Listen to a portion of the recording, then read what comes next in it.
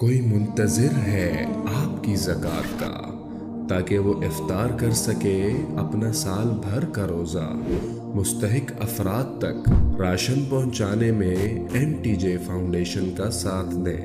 تقسیم رحمت رمضان ration programme.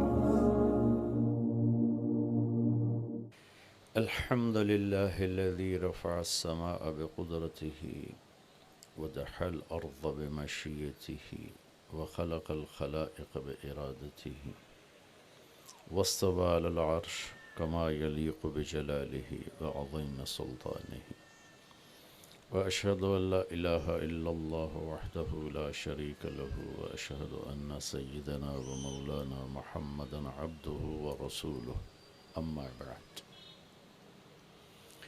میرے محترم بھائیو، دوستو اور بہنوں، رمضان کا مہینہ سر پر آ چکا ہے، چند دن باقی ہیں۔ اللہ تعالیٰ کے محبوب صلی اللہ تعالیٰ علیہ وسلم ایک دفعہ ممبر پہ کھڑے ہوئے شعبان میں اور بڑے عجب انداز میں فرمایا، وہ کون آ رہا ہے؟ ماذا یستقبلکم وماذا تستقبلون۔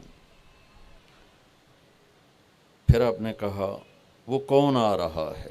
ماذا یستقبلکم۔ پھر تیسری دفعہ کہا وہ کون آ رہا ہے؟ جیسے بھی میں آپ سے کہوں، میں تو بھی حدیث بیان کر رہا ہوں، میں کہوں اب وہ کون آ رہا ہے تو اب سارے پیچھے مڑ کے دیکھیں کہ کون آ رہا ہے۔ فطرت ہے۔ تو صحابہ میں تھوڑی ہلچل مچی کہ آنے والا تو کوئی ہے نہیں، تو یہ آپ کیا فرما رہے ہیں؟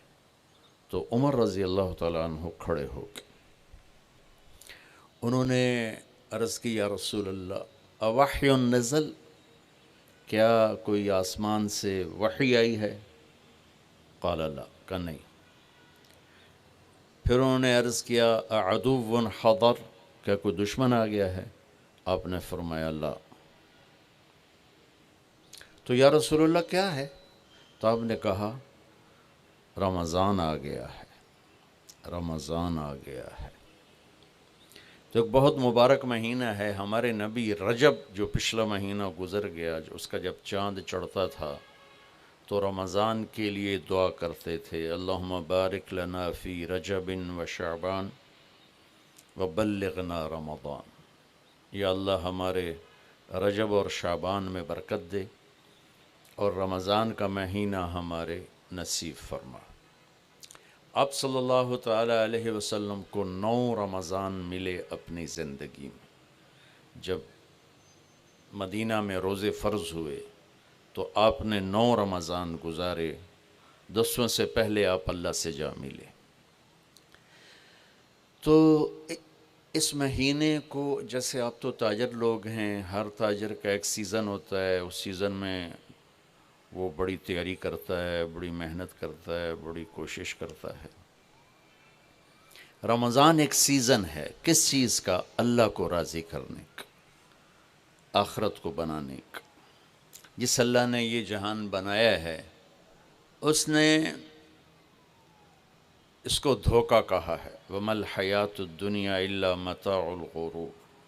آپ اپنی مل میں جا رہے ہیں، سوتر منڈی میں جا رہے ہیں، دفتر میں جا رہے ہیں، زمینوں پہ جا رہے ہیں، کھیتوں پہ جا رہے ہیں، جاب پہ جا رہے ہیں، اللہ کہتا ہے یہ سب تمہاری نظر کا فریب ہے۔ تو جس اللہ نے اس دنیا کو بنایا ہے وہ اس کو دھوکہ فرماتا ہے۔ پھر ایک اور مثال دیتا ہے، کَسَرَابٍ بِقِیعَةٍ يَحْسَبُهُ الظَّمْآنُ مَاءً۔ یا اس کو یوں سمجھو جیسے تمہیں ریت میں پانی نظر آتا ہے، بہت لمبا چوڑا نظر آتا ہے لیکن ایک قطرہ بھی نہیں ہے۔ اور آخرت کے بارے میں اللہ تبارک و تعالی اس کی عظمت کے لیے سینکڑوں آیات اتار چکا ہے، جنت کے لیے، اللہ کی رضا کے لیے۔ تو اسے اللہ ہمیشہ کا گھر قرار دیتا ہے۔ وَإِنَّ الْآخِرَةَ لَهِيَ الْحَيَوَانُ لَوْ كَانُوا يَعْلَمُونَ۔ آخرت کی زندگی میں ٹائم لیمٹ آف، ہمیشہ رہنا ہے۔ اللہ ہم سب کی حفاظت فرمائے۔ یا اللہ کی پکڑ ہے آگ، یا اللہ کی رحمت ہے جنت جس میں ہمیشہ کی زندگی، اور ایسی ہے کہ جس کی جیسے اللہ کی ذات کے لیے کوئی انتہا نہیں ہے، اللہ تعالیٰ ایسے ہی اس مرد عورت کو زندگی دے گا جس کی کوئی انتہا نہیں ہے۔ اب یہ سیزن آ گیا ہے،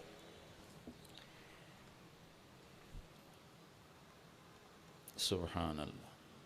آپ لوگ بھی رمضان میں قیمتیں بڑھا دیتے ہیں نا، یہ تو اچھا کام نہیں ہے۔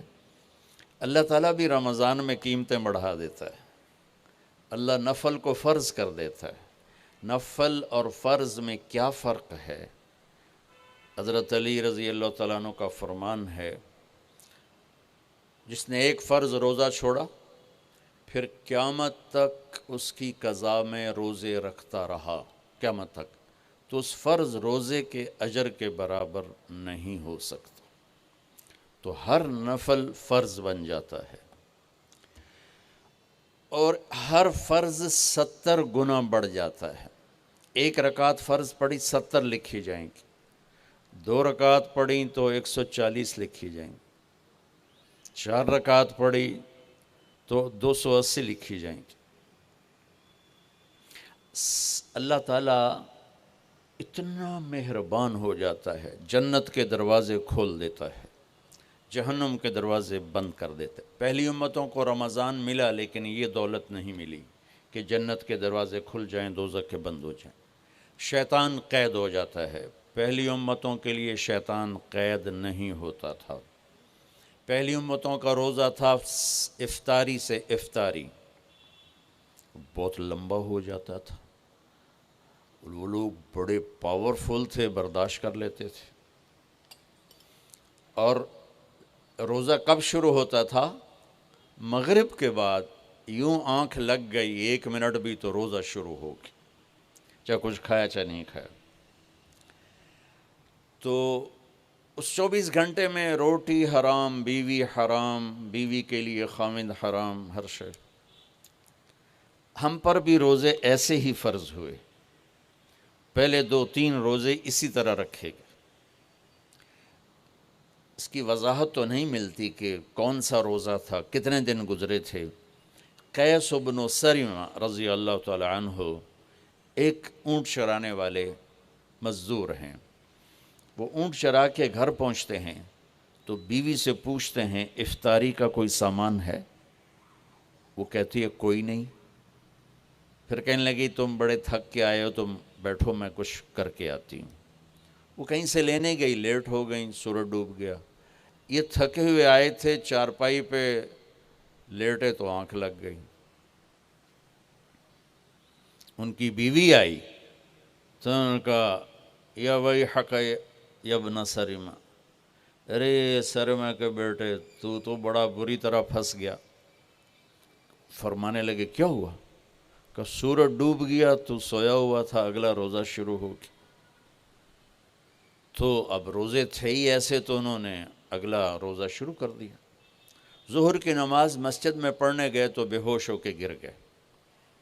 آپ نے سلام پھیرا تو پوچھا یہ کون بے ہوش ہوا؟ کہا جی قیس بن سرمہ۔ اما کیا ہوا؟ کہا جی وہ افطاری کے بغیر اگلا روزہ شروع ہو گیا، یہ سو گیا تھا۔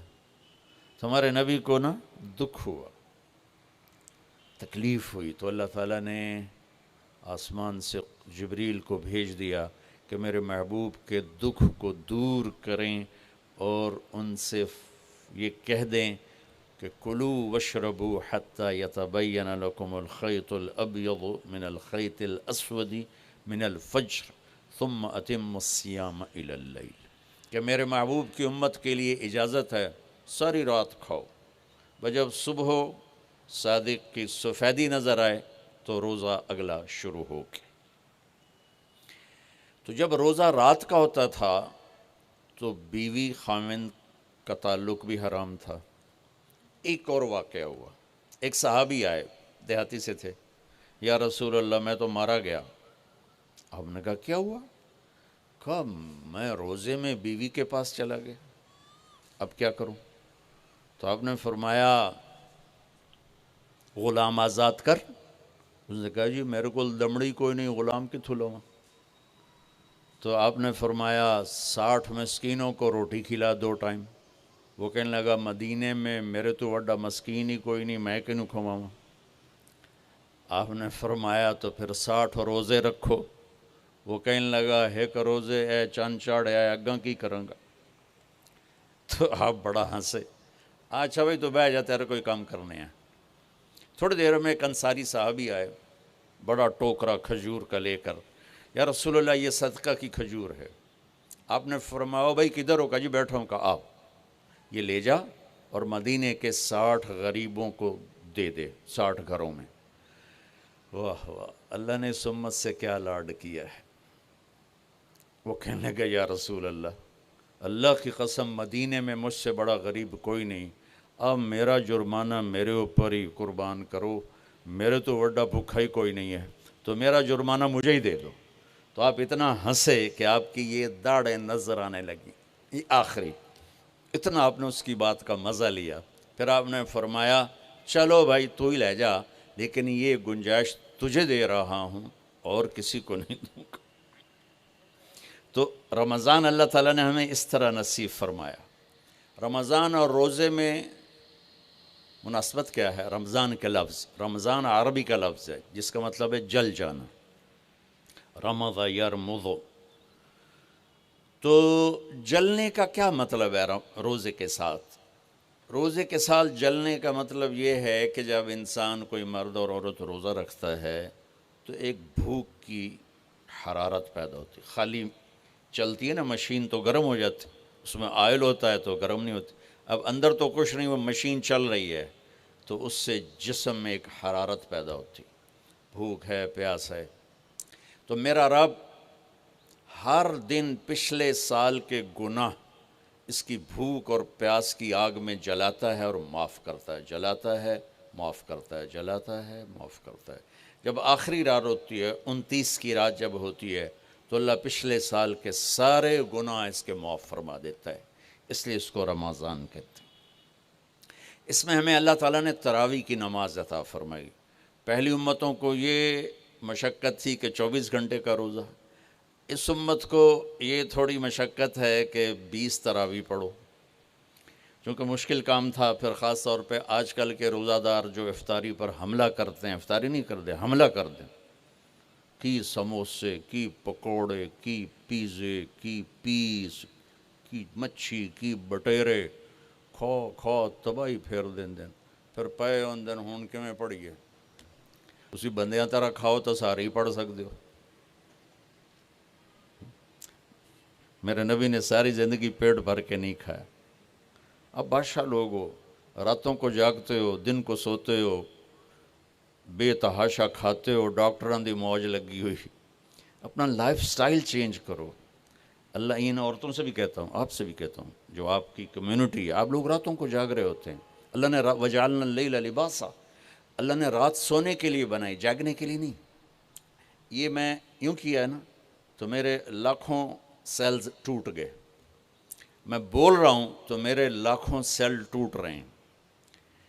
جب میں رات کو 10 بجے سو جاؤں تو اللہ میرے جسم سے ایک سیمنٹ نکالتا ہے، وہ میرے پوری باڈی کی ریپیئر کر دیتا ہے، اور صبح تک ساری باڈی کو وہ فریش کر دیتا ہے، تیار کر دیتا ہے۔ جب آپ دن میں سوتے ہیں تو وہ سسٹم آن نہیں ہوتا، اس کو اندھیرے سے نسبت ہے، اجالے سے نہیں۔ آپ لوگوں نے دن کو رات بنا دیا ہے، رات کو دن بنا دیا ہے، صحتیں برباد، بلڈ پریشر، شوگر، ہارٹ، سارے جہان دے بیماریاں چاہ کے لئی پھر دن۔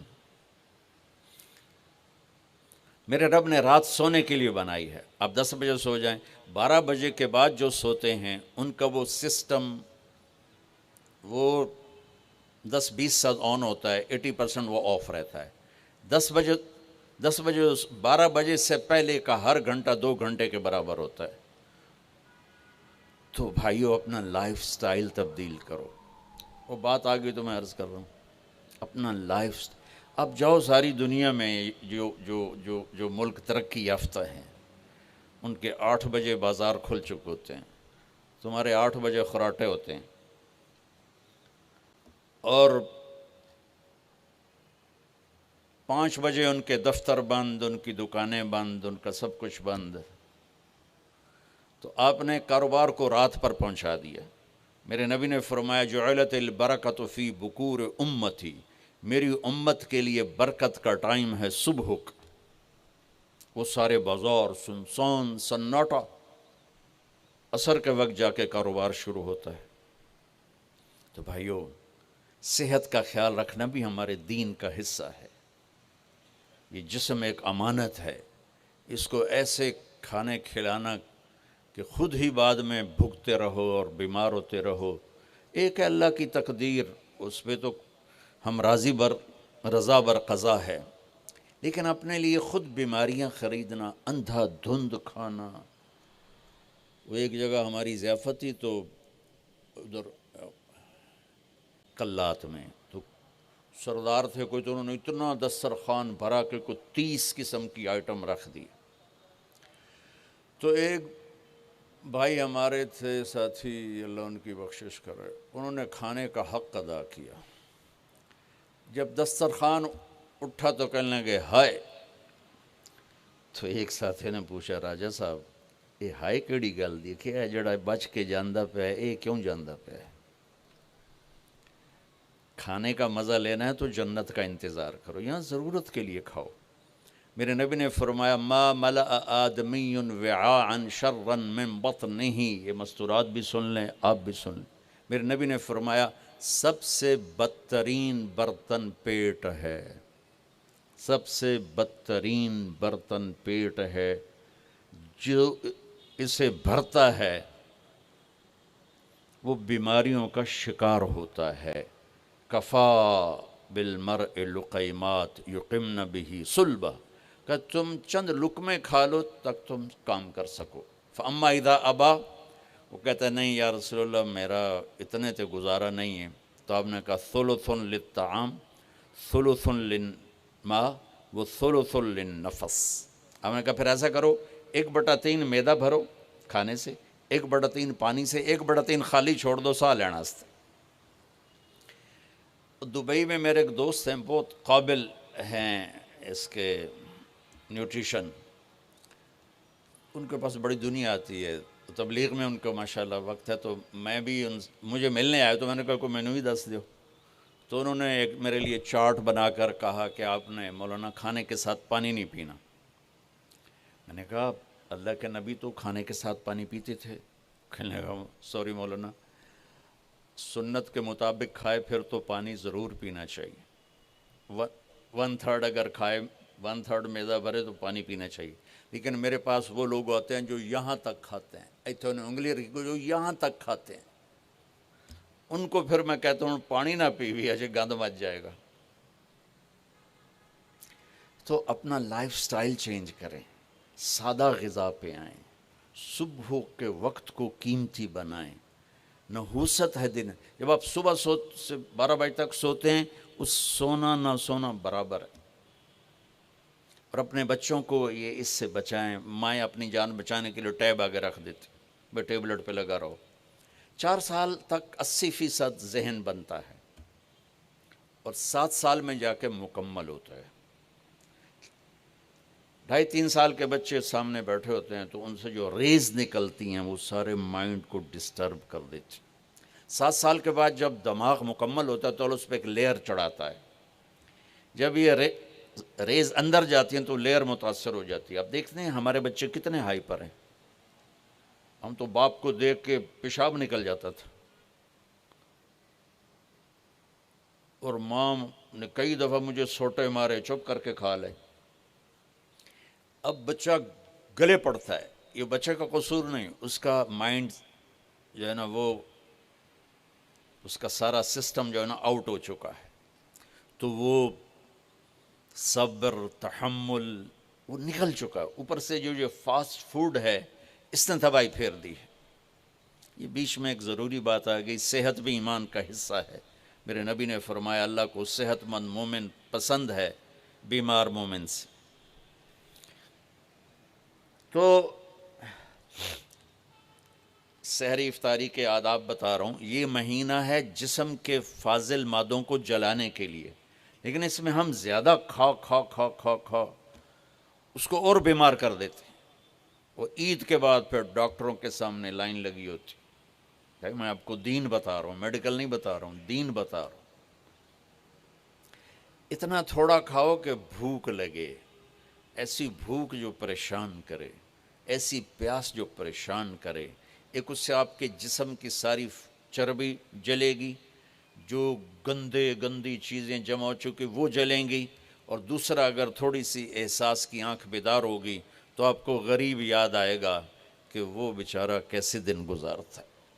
میں انڈیا میں تھا، گزر رہا تھا تو ایک فقیر بیٹھا تھا، سفید داڑھی پکڑی. میں نے اس کو پتہ نہیں کتنے پیسے دیے، 82 کی بات.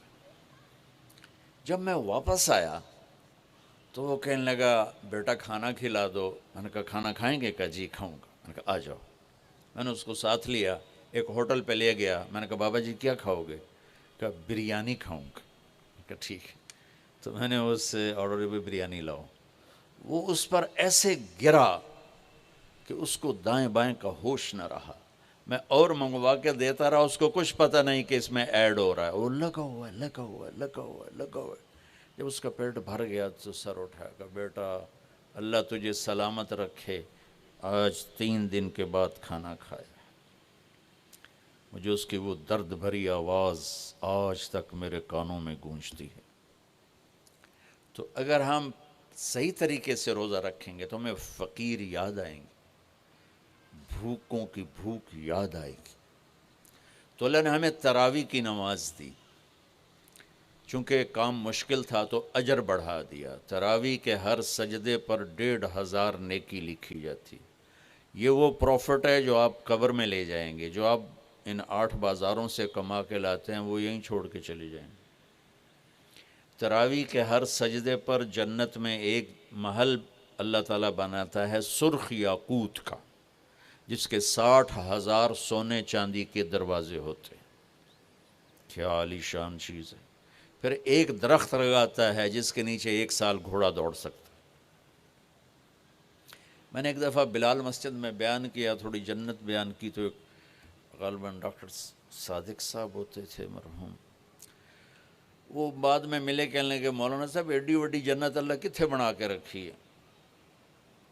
میں نے کہا میں تو انہوں پہلے دنیا دس دے پھر تسی جنت آپ سمجھے جی. میں نے کہا جس کہکشاں میں ہمارا یہ سولر سسٹم ہے، یہ 17 کہکشاؤں کا مجموعہ ہے.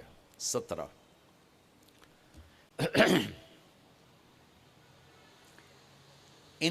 اور اب تک 10 کھرب کے قریب کہکشائیں ڈسکور ہو چکی ہیں. ہماری 17 جو کہکشائیں ہیں، اس کے اس کنارے سے اس کنارے تک آنے کے لیے 20 ارب لائٹ ایئر چاہیے.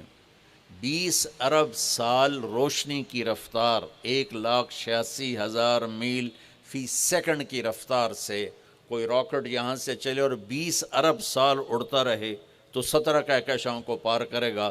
10 کھرب ہیں اور اللہ کہتا ہے تو مچھر دا پر ہے. ہن جنت سمجھ آئی کہ نہیں سمجھ آ گئی. اللہ تعالیٰ کی رحمتیں لا محدود، قدرت طاقت لا محدود. تو یہ تراویح کے 3 سیکنڈ کا سجدہ ہوتا ہے ہمارا، اور 1.25 گھنٹے کی ہماری تراویح ہوتی ہے، 1.5 گھنٹہ. اس میں ہر مرد عورت 20 پر 60,000 40 سجدے 60,000 نیکیاں لے کے جا سکتا ہے. 60 گھر ابدی لے کے جا سکتا ہے. 60 خوبصورت باغیچے لے کے جا سکتا ہے. اور جب آخری رات ہوتی ہے تو اللہ تعالیٰ فرماتے ہیں کہ فرشتوں میرے بندوں نے رات کو نماز پڑھی، دن میں روزہ رکھا. میری بندیوں نے رات کو نماز پڑھی، دن میں روزہ رکھا. میں نے اس کے بدلے میں ان کے سارے گناہ معاف کر دی. تو بھائیو تراویح کا اہتمام ضرور فرمائیں. تھوڑا کھائیں گے تو انشاءاللہ کوئی مسئلہ نہیں ہوگا. اب حیران ہوں کہ میں جون میں بھی روزہ چائے کے کپ کے ساتھ افطاری کرتا ہوں تو مجھے کوئی خمار نہیں چڑھتا کسی قسم کا بھی. جس نے اڈی وڈی پوری بالٹی سکنجمین دی پیمڑی ہے، اس سے خمار نہیں چڑھے گا تو اور کیا ہوگا؟ وہ گرے گا نہیں تو اور کیا ہوگا؟ تو تراوی، روزہ، یہ دو مل کر سارے پچھلے سال کے گناہ معاف کروا دیتے ہیں۔ پھر اس میں اللہ تبارک و تعالیٰ نے آخری 10 دن میں لیلۃ القدر رکھی ہے، اعتکاف رکھا ہے۔ پہلی امتوں کے لیے یہ نہیں تھا کہ پچھلے سارے گناہ معاف ہو جائیں، یہ ہمارے لیے کہ ہمارے پچھلے سارے گناہ معاف ہو جاتے۔ اللہ تعالیٰ کا عرش پہلے آسمان پہ آ جاتا، جنت کے دروازے کھل جاتے ہیں، جہنم کے بند ہو جاتے ہیں، شیطان قید ہو جاتے ہیں، اور سمندر کی مچھلیاں اور زمین کی چونٹیاں تک روزہ رکھنے والوں کے لیے دعا کرتی ہیں۔ اور اللہ تعالیٰ جنت کو روزانہ کہتا ہے ان قریب میرے نیک بندے بندیاں آنے والے ہیں، تو ان کے لیے میک اپ کر لے، تو ان کے لیے تیار ہو جا۔ یہ اللہ تعالیٰ کی رحمت کو لینے کا سیزن ہے۔ پہلی امتوں کو اعتکاف نہیں ملا تھا، ہمیں اعتکاف ملا ہے کہ 10 دن اللہ دے بوئے تے پہ جاؤ، یا اللہ تیرے کو معافی کروا کے ہی اٹھنا ہے، میں اٹھنا ہی کوئی نہیں۔ تو جو دروازے پہ آ جاتا ہے آدمی اسے معاف کر ہی دیتا ہے۔ کوئی بہت ہی سخت دل والا ہو تو معاف نہ کرے، ورنہ بڑے سے بڑے غصے والے بھی کہتا اچھا جی جاؤ معاف کیتا۔ اس میں ایک لیلۃ القدر ہے، وہ بعد میں بات کرتا ہوں۔ پھر اللہ تعالیٰ نے اس میں غریب آدمی کی کہ روزے اچھے گزر جائیں، عید اچھی گزر جائے، اس کے لیے اللہ تعالیٰ نے صدقہ فطر رکھا ہے۔ ہم اسے عید کے ساتھ جوڑ دیتے، پہلی رمضان سے دینا چاہیے تاکہ غریب اپنا کوئی روزہ تو رکھ سکے۔ پہلی رمضان سے 29 رمضان تک جب مرضی دے دیں، اور اگر وہ فطرانہ ادا نہیں کرتا تو اس کے روزے اس کے سر کے اوپر سے بھی نہیں جاتے، وہیں کھڑے رہتے ہیں۔ اور عام طور پر یہاں اخبار میں ٹی وی پر گندم کے لحاظ سے آتا ہے 2 سیر کڑک دے دو، وہ تھوڑے سے پیسے ہیں، 100-200 روپے ہے۔ میں آپ کو آپ سب مالدار لوگ بیٹھے ہیں، میں آپ کو اپنے نبی کا صدقہ فطر بتاتا ہوں کہ آپ کیا دیتے تھے۔ آپ کشمش دیتے تھے، کھجور دیتے تھے، جو بھی دیے ہیں۔ تو کشمش 3 کلو، بازار میں 3.5 کلو، بازار میں جا کے پوچھیں جو سب سے اچھی کشمش ہو یا پھر درمیانی، گھٹیا نہیں درمیانی اور سب سے اچھی، وہ پتہ کرے وہ کتنی ہے، 1000 روپے کلو ہے، 1500 روپے کلو ہے۔ آپ کے گھر کے 4 افراد ہیں تو ایک گھر سے 6000 روپیہ غریب کو جائے گا۔ آج تو 6000 میں ایک ہفتہ نہیں گزرتا۔ تو اب سب سے عرض کرتا ہوں ویسے بھی خیرات کریں، افطاریاں کروائیں، اور صدقہ فطر کشمش کے حساب سے دیں۔ یہ آپ سب بھائی بہنوں کی خدمت میں گزارش ہے۔ اللہ نے آپ کو رزق دیا، خرچ کریں، یہی آپ کے ساتھ جائے گا، باقی سارا ادھر ہی رہ جائے گا۔ لیلۃ القدر، انا انزلناہ فی لیلۃ القدر وما ادراک ما لیلۃ القدر لیلۃ القدر خیر من الف شہر تنزل الملائکۃ فیہا باذن ربہم من کل امر سلام ہی حتی مطلع الفجر۔ ہم نے قرآن کو لیلۃ القدر میں اتارا، تمہیں کیا خبر کہ لیلۃ القدر کیا ہے؟ لیلۃ القدر 1000 مہینوں سے بہتر ہے۔ اس میں فرشتے اترتے ہیں اور یہ صبح تک رہتی ہے۔ لفظ قدر عربی میں اس کا ایک مطلب ہے قیمت۔ سبحان اللہ۔ تو اللہ نے کہا میں تمہیں بتاؤں، آپ سب تاجر بیٹھے ہو، لیلۃ القدر کی قیمت کیا ہے؟ 1000 مہینوں سے بہتر ہے، 1000 مہینوں سے بہتر ہے۔ اب 1 روپے پر 1000 نفع لے سکتے ہیں؟ دنیا میں کوئی ایسا کاروبار ہے؟ جو ہیروئن بیچتے ہیں وہ بھی نہیں لے سکتے۔ اور میرا اللہ کہہ رہا ہے 1 رات 1000 مہینے، یعنی کوئی 82-83 سال۔ یہ تو آ گیا پہلا قدر۔ دوسرا اس کا مطلب ہے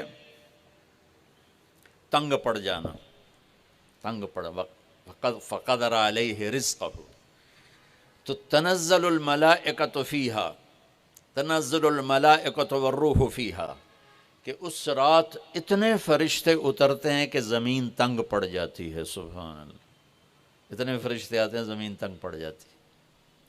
تیسرا مطلب ہے قدر، مقدار کو، تو اللہ تعالیٰ نے اس کا آخری مطلب بھی بتایا، سلام ہی حتی مطلع الفجر، کہ یہ فجر کی نماز تک، فجر کی اذان تک یہ رہتی ہے۔ تین مطلب ہیں قدر کے، تینوں اللہ نے قرآن میں کور کیے۔ قیمت کیا ہے؟ 1000 مہینوں سے بہتر۔ تنگی کیا ہے؟ فرشتوں سے زمین بھر جاتی ہے۔ مقدار کیا ہے؟ صبح صادق۔ لیلۃ القدر 27 کی نہیں ہوتی، 21، 23، 25، 27، 29۔ اب یہ 5 راتیں جاگنے چھٹ، آپ لوگ تو ویسے رات کے بادشاہ ہو، جاگ لو۔ تو لیلۃ القدر مسجد میں نہ گزارو، گھر میں گزارو۔ یہ مسجدوں میں اشتہار لگ جاتے ہیں، فلاں کے ساتھ شب قدر گزاریں، فلاں حضرت کے ساتھ شب قدر گزاریں، پھر ادھر کوئی صلاۃ تسبیح پڑھ رہا ہے باجماعت، عورتیں صلاۃ تسبیح کی جماعت کرا رہی ہیں، اور پتہ نہیں اور کتنی عجیب و غریب قسم کی عبادات شروع ہو جاتی۔ یہ نفلی عبادت ہے، میرے نبی گھر میں پڑھتے تھے۔ آپ نے اشراق کے سوا ہر نفل گھر پڑھا، ہر سنت گھر میں پڑھی، تو آپ لیلۃ القدر کو یہ مستورات بھی آپ بھی اکٹھے ہو کے نہیں منانا، الگ الگ مصلی بچھا کر اپنے اللہ سے رونا دھونا کرو، اپنے اللہ کو منانا کرو، میں بھی کروں آپ بھی کریں۔ نوافل کی، جیسے ابھی شب برات گزری تو اشتہار تھے، میں جا رہا تھا ادھر علام آباد میں ایک جنازہ ہو گیا تھا، تو اشتہار فلاں حضرت کے ساتھ شب برات گزاریں، فلاں مسجد میں شب برات گزاریں، فلاں جگہ شب برات گزاریں۔ بھائی وہ گھر میں منانے کی ہے، مسجد میں نہیں۔ میرے نبی نے نفلوں کو تنہائی میں ادا کیا، فرض کو مجمع میں ادا کیا۔ لیلۃ القدر میں جاگنا نفل ہے، اور پھر جب کٹھے ہو جائیں گے لوگ اور عورتیں تو پھر ساتھ غیبت بھی چلے گی، اور ایک غیبت کا بول ساری رات کو اڑا کے رکھ دے گا۔ مردوں یا عورت کٹھے ہو جائیں، غیبت سے تو بچتے نہیں، نہ ہی رک سکتے ہیں۔ سندھ سے ہم بائی روڈ آ رہے تھے، کراچی سے بائی روڈ جماعت تھی، تو وہ راستے میں بڑی غیبت کریں، نوجوان تھے سارے نئے نئے، میں چپ کر کے سنتا رہا۔ جب کوئی 2 دن گزر گئے نا، تو ہمارے پاس بڑی وین تھی، میں نے کہا بچوں ایک نصیحت کرتا ہوں کہ غیبت نہ کیا کرو، مذاق کرو، ہنسا کرو، کھیڑا کرو، غیبت نہ کرو۔ تھوڑی سی میں نے اس پہ بات کی تو بڑے متاثر ہوئے، کہا جی ٹھیک ہے انشاءاللہ آئندہ بالکل نہیں کریں۔ کوئی آدھا گھنٹہ گاڑی میں سناٹا رہا، آدھے گھنٹے کے بعد ایک بولے مولانا یہ غیبت نہ کری تو پھر گلاں کی کریے۔ یہ میرا کلچر ہے، لہٰذا عورتیں عبادت کے لیے بھی اکٹھی ہوں گی تو غیبت شروع ہوگی، مرد مسجد میں اکٹھے ہوں گے وقت ضائع ہوگا، غیبت شروع ہوگی۔ میرے بھائی بہنوں، ہر نفل کو گھر میں گزار، اپنے گھر کو بابرکت بناؤ، اپنے گھروں میں نفل پڑھو، تلاوت کرو، ذکر کرو۔ صرف اشراق کے نفل میرے نبی مسجد میں پڑھتے تھے 2 رکعت، باقی ہر نفل آپ نے مسجد میں ادا کی۔ تو یہ چند چیزیں رمضان کے متعلق میں نے عرض کی ہیں۔ اب ایک بڑی اہم بات میں آپ کے سامنے عرض کرنا چاہتا ہوں، رمضان کی دولت کس سے ملے گی، رمضان کی برکات کس سے ملیں گی، اور کون محروم ہو جائے گا؟ آپ نے فرمایا 4 آدمی ایسے ہیں جن کی رمضان اور شب قدر میں بھی بخشش نہیں ہوتی، بس اس سے ہم اپنے آپ کو بچا لیں۔ کون ہے یا رسول اللہ؟ آپ نے کہا مدمن خمرن، شراب کا عادی، کبھی کوئی پی لے توبہ کر لے، میں اس کی اجازت نہیں دے رہا ہوں۔ مدمن کا لفظ ہے کہ جو روزانہ شراب پیتا ہے، اس کی رمضان میں بخشش نہیں۔ حق لوالدیہ، جو ماں باپ کا نافرمان ہے، اس کی بخشش نہیں۔ قاطع الرحم، رشتہ داروں سے لڑنے والا، اس کی بخشش نہیں۔ المشاحن، دل میں بغض رکھنے والا، اس کی بخشش نہیں۔ ہر وہ چیز جو میرے آپ کے لیے نقصان دہ اللہ نے حرام کر دی، ہر وہ چیز جو میرے آپ کے لیے مفید ہے اللہ نے حلال کر دی، سود حرام کر دیا۔ ہمارے پاکستان کی معیشت نہیں، پوری دنیا کی معیشت ڈوبی پڑی ہے، سارے ملک قرضوں پہ چل رہے ہیں، سود نے پوری دنیا کو تباہ کر دیا۔ تو میرے اللہ تعالیٰ نے، آپ دیکھتے ہیں میرا اللہ کہتا ہے فَأَذَنُوا بِحَرْبٍ مِّنَ اللَّهِ وَرَسُولِهِ، اگر سود نہیں چھوڑو گے تو میرے اور میرے رسول مل کر تمہارے خلاف جنگ کریں گے۔ تو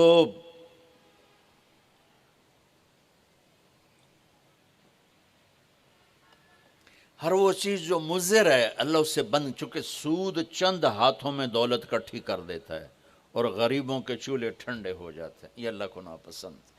جو بھی بھائی پھنسے ہوئے ہیں نکلنے کی نیت کریں اور کوشش کریں، انشاءاللہ چین کی نیند سوئیں گے، چین سے اٹھیں گے۔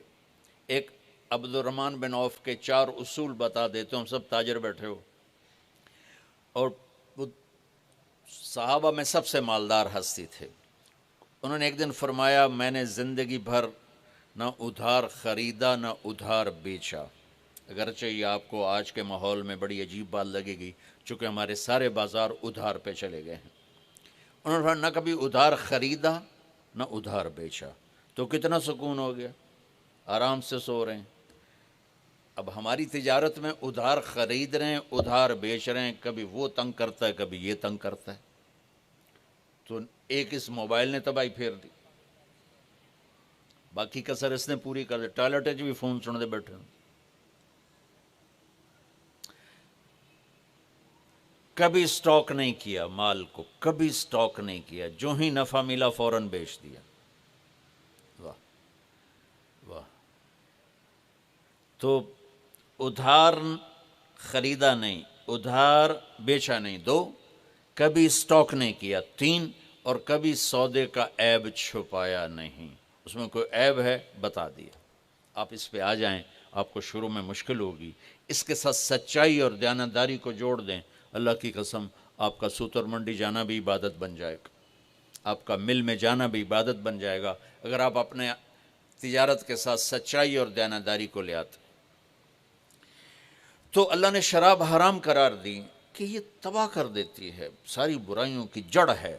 تھوڑا سا اوپر دیکھیں قرآن کیا کہتا ہے، اللہ تعالیٰ کہتا ہے یہاں نہ پی، تو مجھ سے قرآن سن، کیا ان الابرار یشربون من کاس کان مزاجها کافورا عینا یشرب بها عباد اللہ یفجرونها تفجیرا یوفون بالنذر ویخافون ویطعمون الطعام على حبه مسکینا ویتیما واسیرا انما نطعمکم لوجه اللہ لا نرید منکم جزاء ولا شکورا انا نخاف من ربنا یوما عبوسا قمطریرا فوقاهم اللہ شر ذلك اليوم ولقاهم نظرة وسرورا وجزاهم بما صبروا جنة وحريرا متكئين فيها على الأرائك لا يرون فيها شمسا ولا زمهريرا ودانية عليهم ظلالها وذللت قطوفها تذليلا ويطاف عليهم بآنية من فضة وأكواب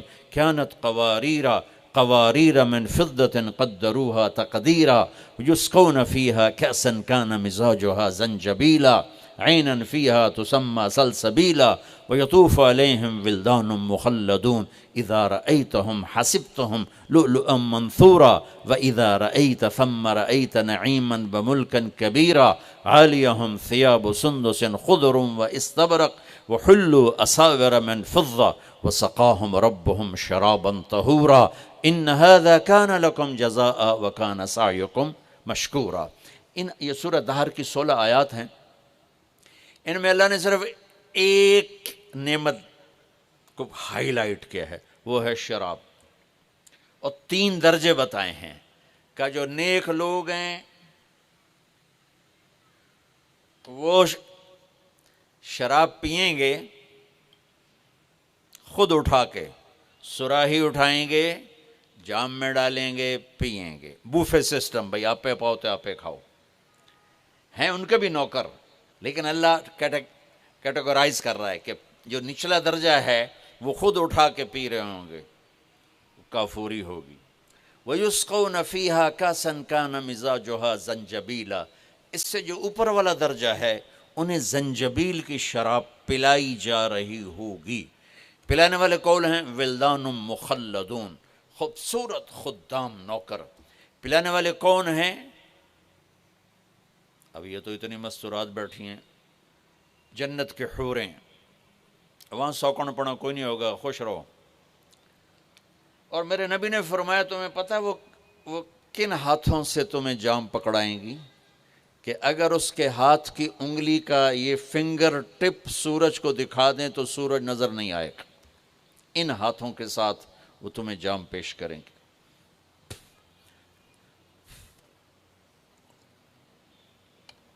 ایک وی جیسے آپ سب وی آئی پی بیٹھو نا، باجی ممبر ہی آ سکتے ہیں اور کوئی نہیں آ سکتا، تو یہ وی آئی پی ہو گئے۔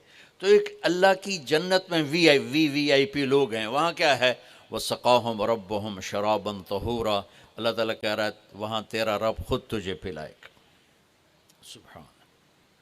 تو اللہ نہ کرے کسی میں یہ عادت ہو، ہے تو آنے والا رمضان ہے بھائی، توبہ کر۔ دوسری جو چیز ہے نا، اس کے لیے جو اللہ نے لفظ استعمال کیا وہ بڑا خوفناک ہے، عاق لوالدیہ۔ اللہ تعالیٰ اپنے بارے میں کہتا ہے من یعص اللہ ورسولہ، جو میرے اور میرے رسول کی نافرمانی کرتا ہے۔ اور عاق ہوتا ہے، ذرا ویکھیا جائے،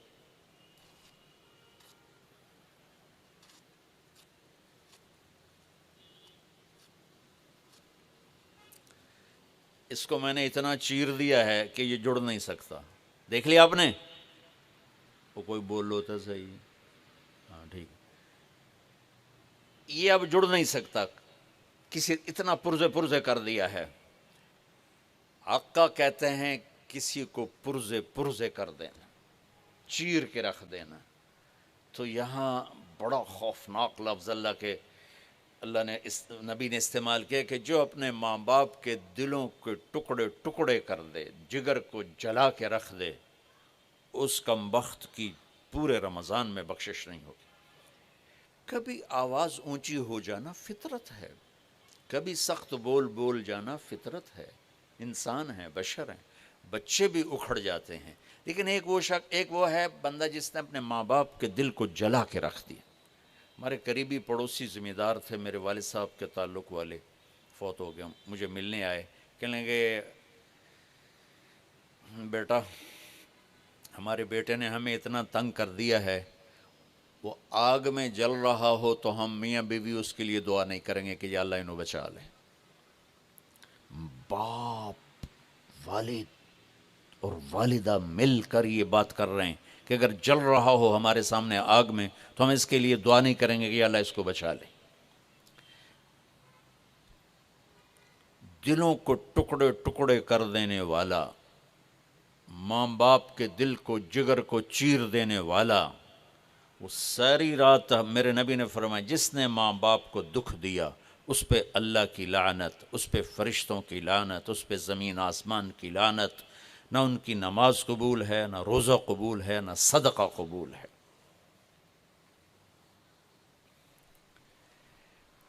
میرے نبی جنت میں گئے تو آپ نے تلاوت سنی، آپ نے کہا یہ کون تلاوت کر رہا ہے؟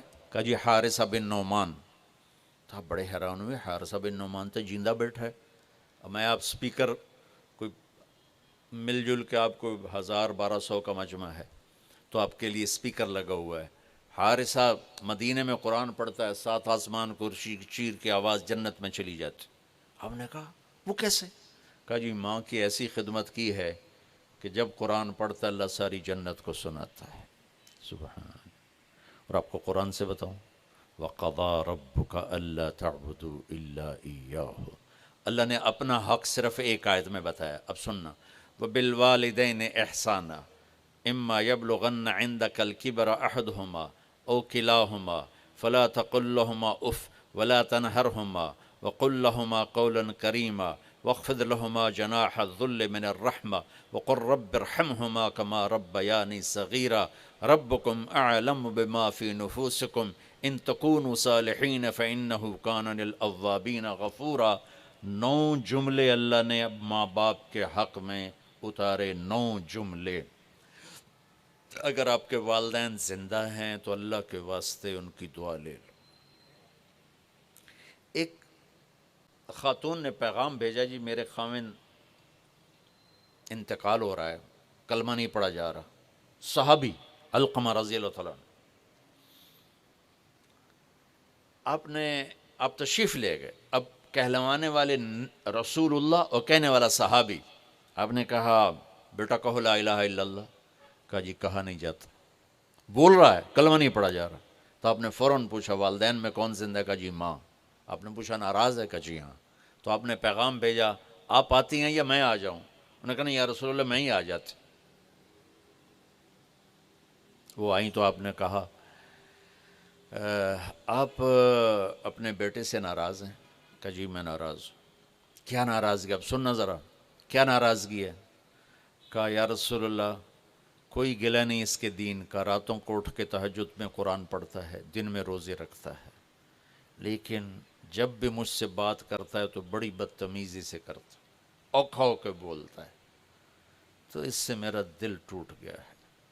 آپ نے فرمایا معاف کر دو۔ تو وہ اتنی دکھی تھی، اللہ کے نبی کے کہنے پر بھی کہا یا رسول اللہ میرا جی نہیں چاہتا میں اسے معاف کروں۔ آپ نے فرمایا اگر میں اسے آگ میں جلاؤں تو سفارش کرو گی؟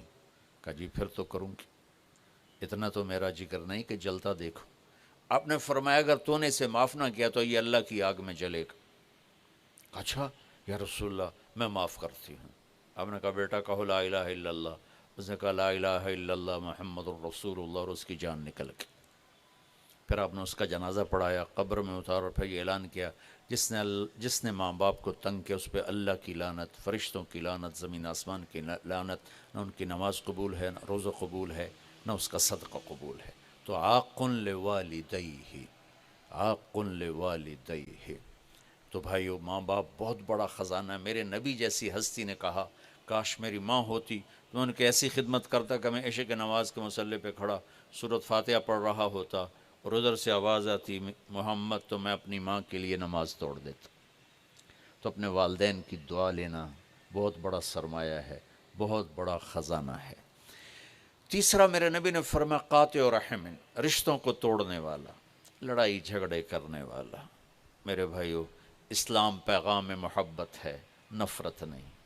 اسلام پیغام اس کے ساتھ دوسرے کو بھی جوڑ دوں، المشاحن، جو دل میں کسی کے لیے نفرت رکھتا ہو، بغض رکھتا ہو، کینہ رکھتا ہو، حسد رکھتا ہو، ان سب کے لیے جنت کے دروازے بند ہو جاتے۔ پوری دنیا کے انسانوں کی مشترکہ ڈیمانڈ عزت دو، محبت دو، درگزر کرو، یہ ماسٹر کی ہے۔ جیسے یہ جاتے ہیں نا حرم شریف، تو بڑے بڑے ہوٹل بن گئے، کتنے سو ہزاروں کمرے ہیں، تو ہر کمرے کا ایک وہ کارڈ ہوتا ہے جس سے وہ کھل جاتا ہے، لیکن ایک کارڈ عملے کے پاس ہوتا ہے جس سے سارے کمروں کے دروازے کھل جاتے ہیں۔ پوری دنیا کے مرد عورتوں کے دل ایک کمرہ ہیں، اس پر دروازہ لگا ہوا بند ہے، اس کی جو چابی ہے نا وہ محبت ہے، ماسٹر کی۔ محبت دو، عزت دو، احترام دو، کوئی خطا ہو جائے معاف کرو۔ اگر یہ صفت نہیں ہے تو رمضان کے روزے بھی معاف نہیں کروا سکیں گے۔ میرے بھائیو جیسے میری آواز آپ تک پہنچ رہی ہے نا، ایسے میرے دل سے نکلنے والی لہریں بھی آپ تک پہنچ رہی ہیں۔ تو محبتیں پوری دنیا کے 7 ارب انسانوں کی ضرورت۔ میرے نبی نے پوچھا اسلام کا سب سے بڑا عمل کیا ہے؟ صحابہ نے کہا نماز، آپ نے کہا نہیں۔ انہوں نے کہا جہاد، آپ نے فرمایا نہیں۔ انہوں نے کہا روزہ، آپ نے فرمایا نہیں۔ انہوں نے کہا حج، آپ نے فرمایا نہیں۔ کہا یا رسول اللہ پھر کیا ہے؟ تو آپ نے کہا محبت، اللہ کے لیے محبت کرنا۔ اس وقت پوری دنیا میں اللہ نے مجھے کئی دفعہ پھرائی ہے، محبتوں سے دنیا خالی ہو چکی۔ یہ بہت بڑا سرمایہ ہے۔ ان ماؤں سے کہتا ہوں، والدین سے کہتا ہوں، اگر اولاد کو نیک بنانا ہے اور آپ چاہتے ہو کہ جو آپ چاہتے ہیں ان کے اندر چلا جائے تو ان کو محبت دو۔ ڈیٹا جاتا ہے نا، یہ آج کل پتہ نہیں یہ کیا ہے، یہ جو فون ہوتے ہیں ان میں بلوٹوتھ لگا ہوتا ہے، اگلے کا ڈیٹا لینے کے لیے اس کا بلوٹوتھ اور اپنا آن کرو تو ڈیٹا شفٹ ہو جاتا ہے۔ ہمارے دلوں میں کسی کے لیے غصہ ہے، کسی کے لیے نفرت ہے، کسی کے لیے چڑ ہے، کسی کے لیے حسد ہے، کسی کے لیے بغض ہے، کسی کے لیے کینہ ہے۔ شیشے پہ تیل لگ جائے تو صورت غائب ہو جاتی، جب دل میں یہ گندگیاں آتی ہیں تو ایمان کی صورت غائب ہو جاتی۔ دل کو دل سے راہ ہوتی ہے، میرے نبی کا فرمان ہے۔ بھائیو، محبتیں بانٹو، محبتیں تقسیم کرو، اپنے دلوں کو صاف کرنا سیکھو۔ اور سب سے بڑا رشتہ جس میں سب سے زیادہ محبت کی ضرورت ہے وہ خامند کا بیوی سے اور بیوی کا خامند سے۔ اللہ نے والدین کے لیے چند آیات اتاری، بہن بھائیوں کے لیے چند آیات ہیں، اولاد کے لیے چند آیات ہیں، لیکن خامند اور بیوی کے رشتے کے لیے سینکڑوں آیات ہیں۔ قرآن بھرا پڑا ہے، سورۃ بقرہ میں، سورۃ آل عمران میں، سورہ نساء میں، سورہ طلاق میں بھرا پڑا ہے۔ آگے بھی چلے جاؤ تو عورتوں کے حقوق، اور خاص طور پر بیوی کے حقوق۔ ہمارا جوائنٹ فیملی سسٹم ہے تو کہیں ماں باپ پس رہے ہیں بیوی کی وجہ سے، یہ بہت کم ہے، اور کہیں بیویاں پس رہی ہیں سسرال ساس سسر کی وجہ سے، یہ بہت زیادہ ہے۔ چونکہ جتنے میں سنتا ہوں گھروں کی مشکلات، تو اس میں جو میرے سامنے پچھلے 20 سال سے انالیسز آیا ہے، بہت کم عورتیں ہیں جو بد زبان ہیں یا اپنے گھر کو خراب کر بیٹھتی ہیں۔ زیادہ تر، میں درد سے کہہ رہا ہوں، ہمارا سسرالی معاشرہ بہت سخت۔ خامند کا بیوی پہ حق ہے، میں ہاتھ جوڑ کے کہتا ہوں، خامند کے ماں باپ کا بیوی پہ حق نہیں ہے۔ میں یہ نہیں کہہ رہا ہوں کہ بیویاں اپنے خامند کے والدین کی خدمت نہ کریں، یہ اپنے والدین کو چھوڑ کے آ گئی ہیں تو ان کو اپنا ماں باپ بنا لیں۔ اور خامند کے ماں باپ سے کہتا ہوں، انہوں نے اپنی بیٹی کو کسی کے ہاتھ دے کر بیچ دیا ہے تو اس آنے والی کو اپنی بیٹی بنا لیں۔ لیکن پتہ نہیں کیا ہے، چاہے کوئی دیندار خاندان ہے، چاہے کوئی دنیا دار خاندان ہے، سسرالی معاشرہ بہت اپسٹ۔ کوئی اس کے لیے بڑے پیسے نہیں چاہیے، صرف محبت چاہیے۔ آپ اپنے دل کو کھول دو، ماں باپ سے جڑ جاؤ گے، بیوی سے جڑ جاؤ گے، بیوی خامن سے جڑ جائے گی۔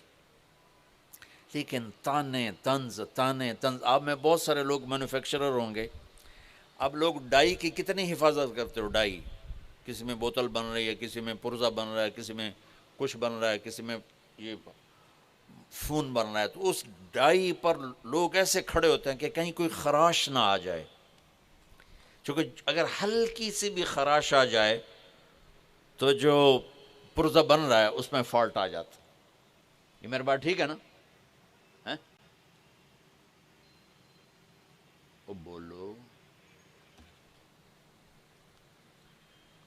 لگتا بھوک زیادہ لگی تو ہے۔ اب میرے ایک بات سنو، میں بڑے درد سے کہہ رہا ہوں،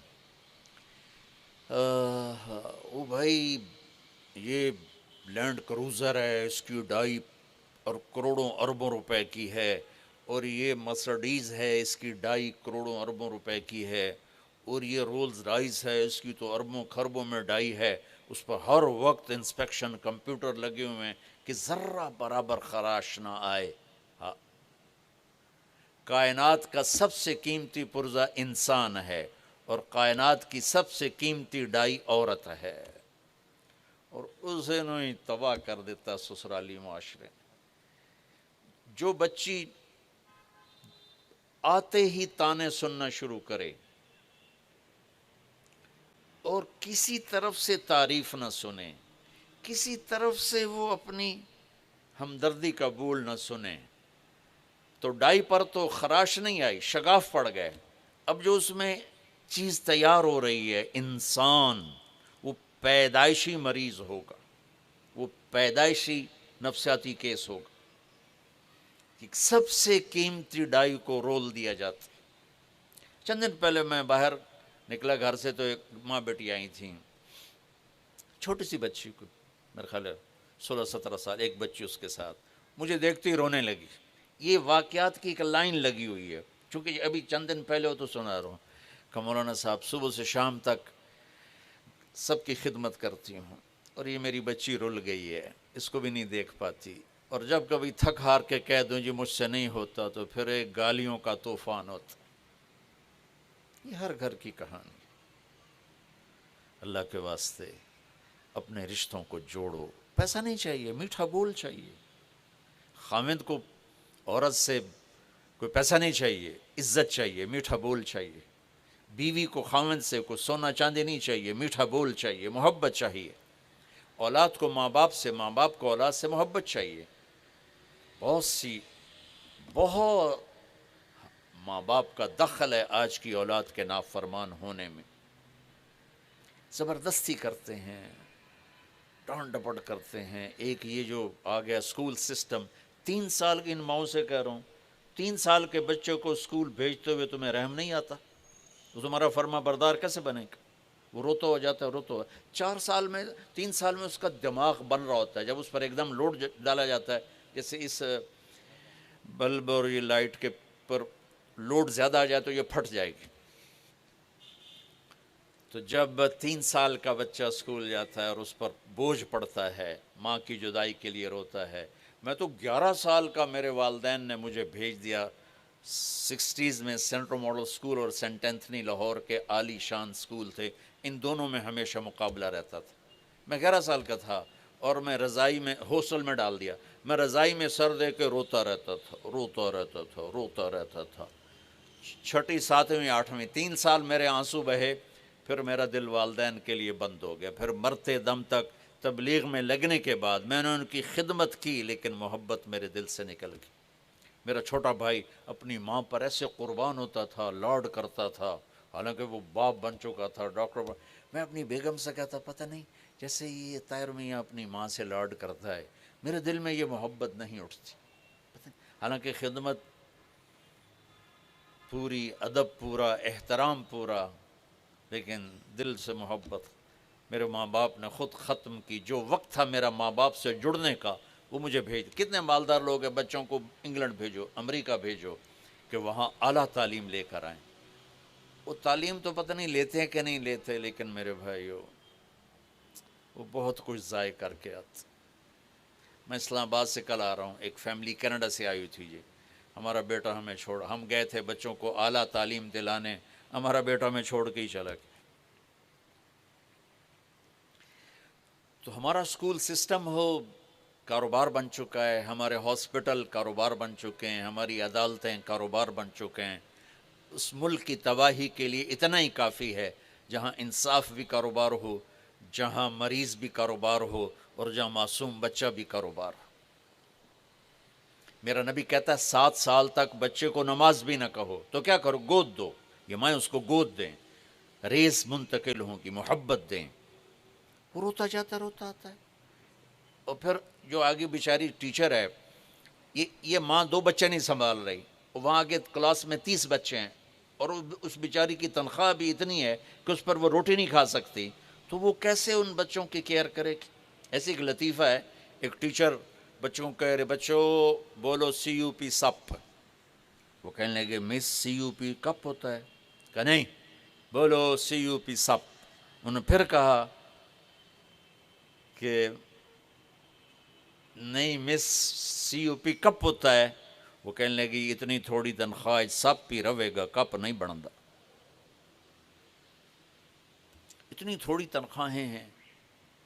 ظلم و ستم ہے میری نسل پر. میں کیا کروں، کدھر جا کر ٹکر مار. ماں باپ ظالم ہیں. ظلم ہے ان ماؤں کا جو 3 سال کے بچے کو اسکول بھیجتی. روزی ماتھے پہ لکھی ہوئی ہے، ڈگری پہ نہیں. عزت ذلت آسمان کے فیصلے ہیں. ریگولر آسانی سے بچوں کو، پھر اوپر O لیول A لیول، پھر A کتنے آئے، B کتنے آئے، C کتنے بچے خودکشی کر گئے. آپس میں بھی محبت سے رہو، بچوں کو بھی پیار دو. مجھے ایک بچہ ملا چند دن پہلے، کہا جی میں اور وہ اس نے پورے پنجاب میں ٹاپ کیا FSC میں.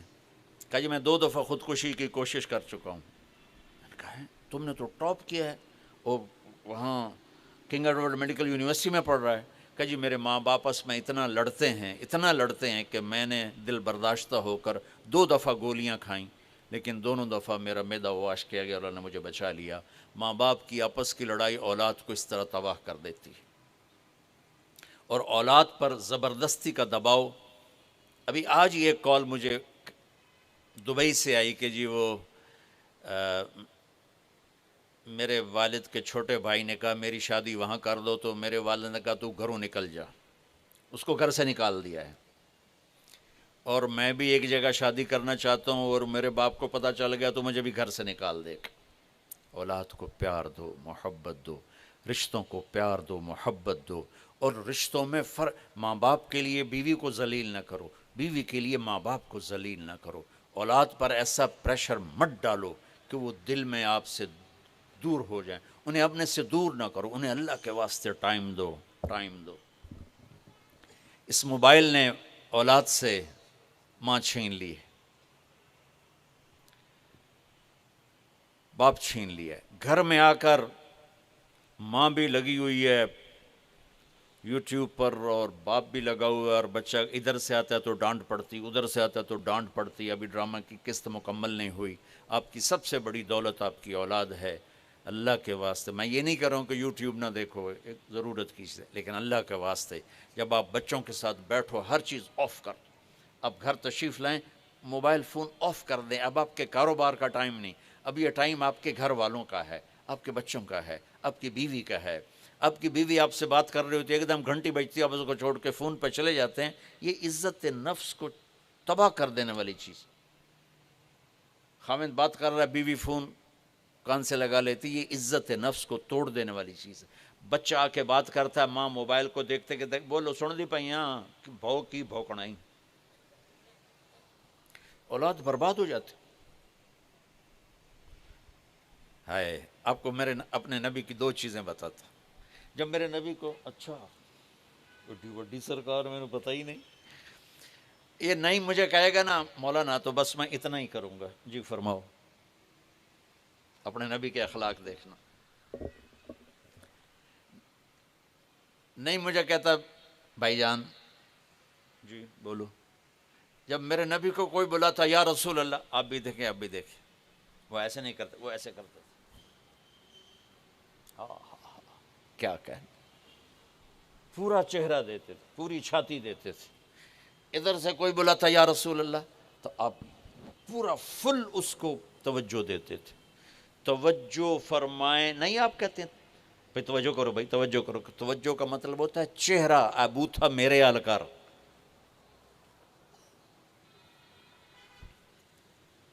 بھائیو محبتیں مٹ گئیں۔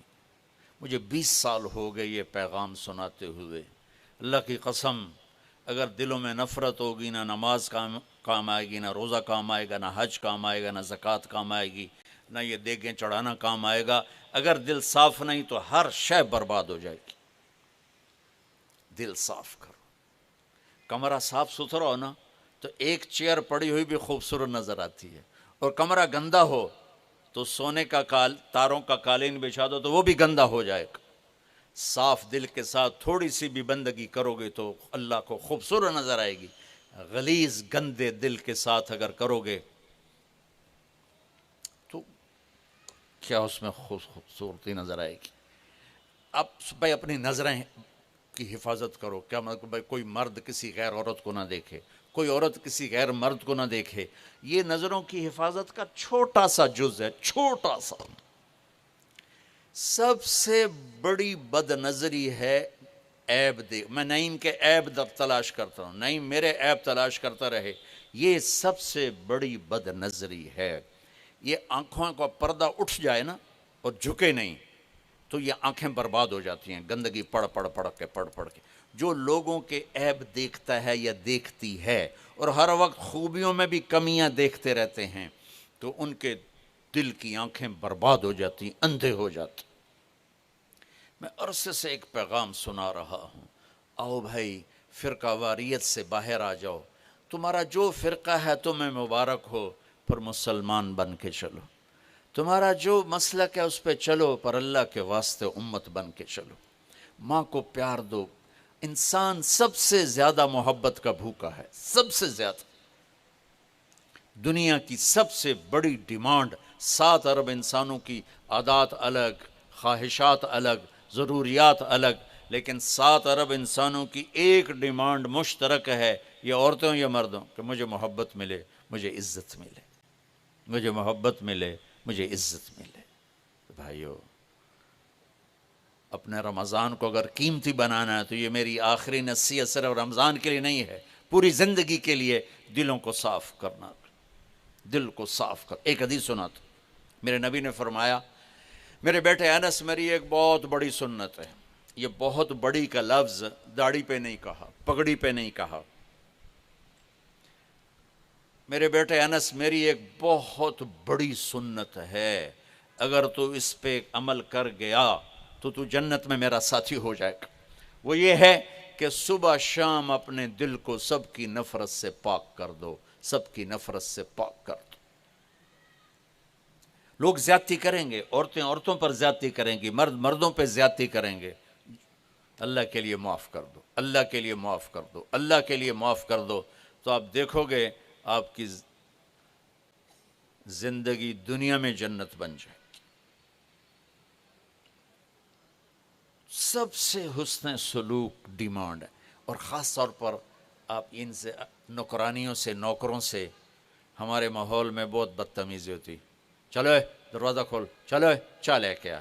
آپ یوں بھی کہہ سکتے ہیں، پیارے چائے لے کے آ جاؤ، پیارے دروازہ کھول دو، تو غریب کا دل ایڈا بڑا ہو جائے گا۔ جب آپ یہ بیچارے غریب ہیں تو تمہاری مزدوری کر رہے ہیں نا، خوشحال ہوتے تو ہمارے پاس کیوں آتے؟ اور میرے نبی نے کہا، جو غریبوں کو اپنے قریب رکھے گا اللہ اسے قیامت کے دن اپنے قریب رکھے گا۔ یہ بیگم صاحب کے ہاتھ سے پورا ٹی سیٹ ٹوٹ جائے، کہیں گے اوہ ٹوٹ گیا، اور نوکرانی کے ہاتھ سے پیالی ٹوٹ جائے تو حشر نشر ہو جائے گا۔ تمہارے اپنے ہاتھوں سے گاڑی چاہے تباہ ہو جائے، کہو گے اوہ ٹوٹ پوٹ گئی، اور ڈرائیور سے خراش بھی لگ جائے تو تم اس کی اگلی پچھلی نسلیں گالیوں سے برباد کر دو۔ میں ڈیرے میں بیٹھا تھا اپنے، تو ہمارا ایک لوہار آ گیا، اس کی 5ویں پشت ہمارے پاس کام کر رہی، 5ویں نسل میرے پاس آ کر رونے لگا۔ میں پوچھا کی ہویا بکھو، اللہ بخش اس کا نام ہے، بکھو بکھو، میں بکھو کی ہویا؟ اس کو ہمارے کسی کزن نے گالیاں نکالی تھی، اب کلچر ہی ایسا ہے۔ میرے بھائی اس نے اتنے درد سے کہا کہ مجھے اب بھی رونا آ رہا ہے، کہنے لگا مولانا صاحب غریباں دی نہ ماں ہوندی ہے نہ بہن ہوندی ہے، صرف زمینداراں دی ہوندی، ساڈی ہر ویلے عزت جڑی ہے برباد ہوندی پئی ہے، کدی ماں دی گال، کدی بہن دی گال، بہنا ماما تواڈیاں ساڈیاں کوئی نہیں۔ اس کے چند لفظوں نے مجھے رلا دیا۔ تو آپ سب وہ لوگ ہو جن کے پاس ملازم ہیں، نوکر ہیں، آپ چناب کلاب کے ممبر ہیں، تو اللہ نے آپ کو رزق دیا ہے، دیکھو میں ہاں ان سب سے ہاتھ جوڑ، اپنے نوکروں کے ساتھ بول میٹھا کر، ان سے ڈانٹ ڈپٹ چھوڑ دو، ان کی خطاؤں سے درگزر کیا کرو، اللہ تمہاری خطاؤں سے درگزر کرے گا۔ میرے نبی نے کہا غریب کو قریب کرو، اللہ تمہیں اپنے قریب کرے گا۔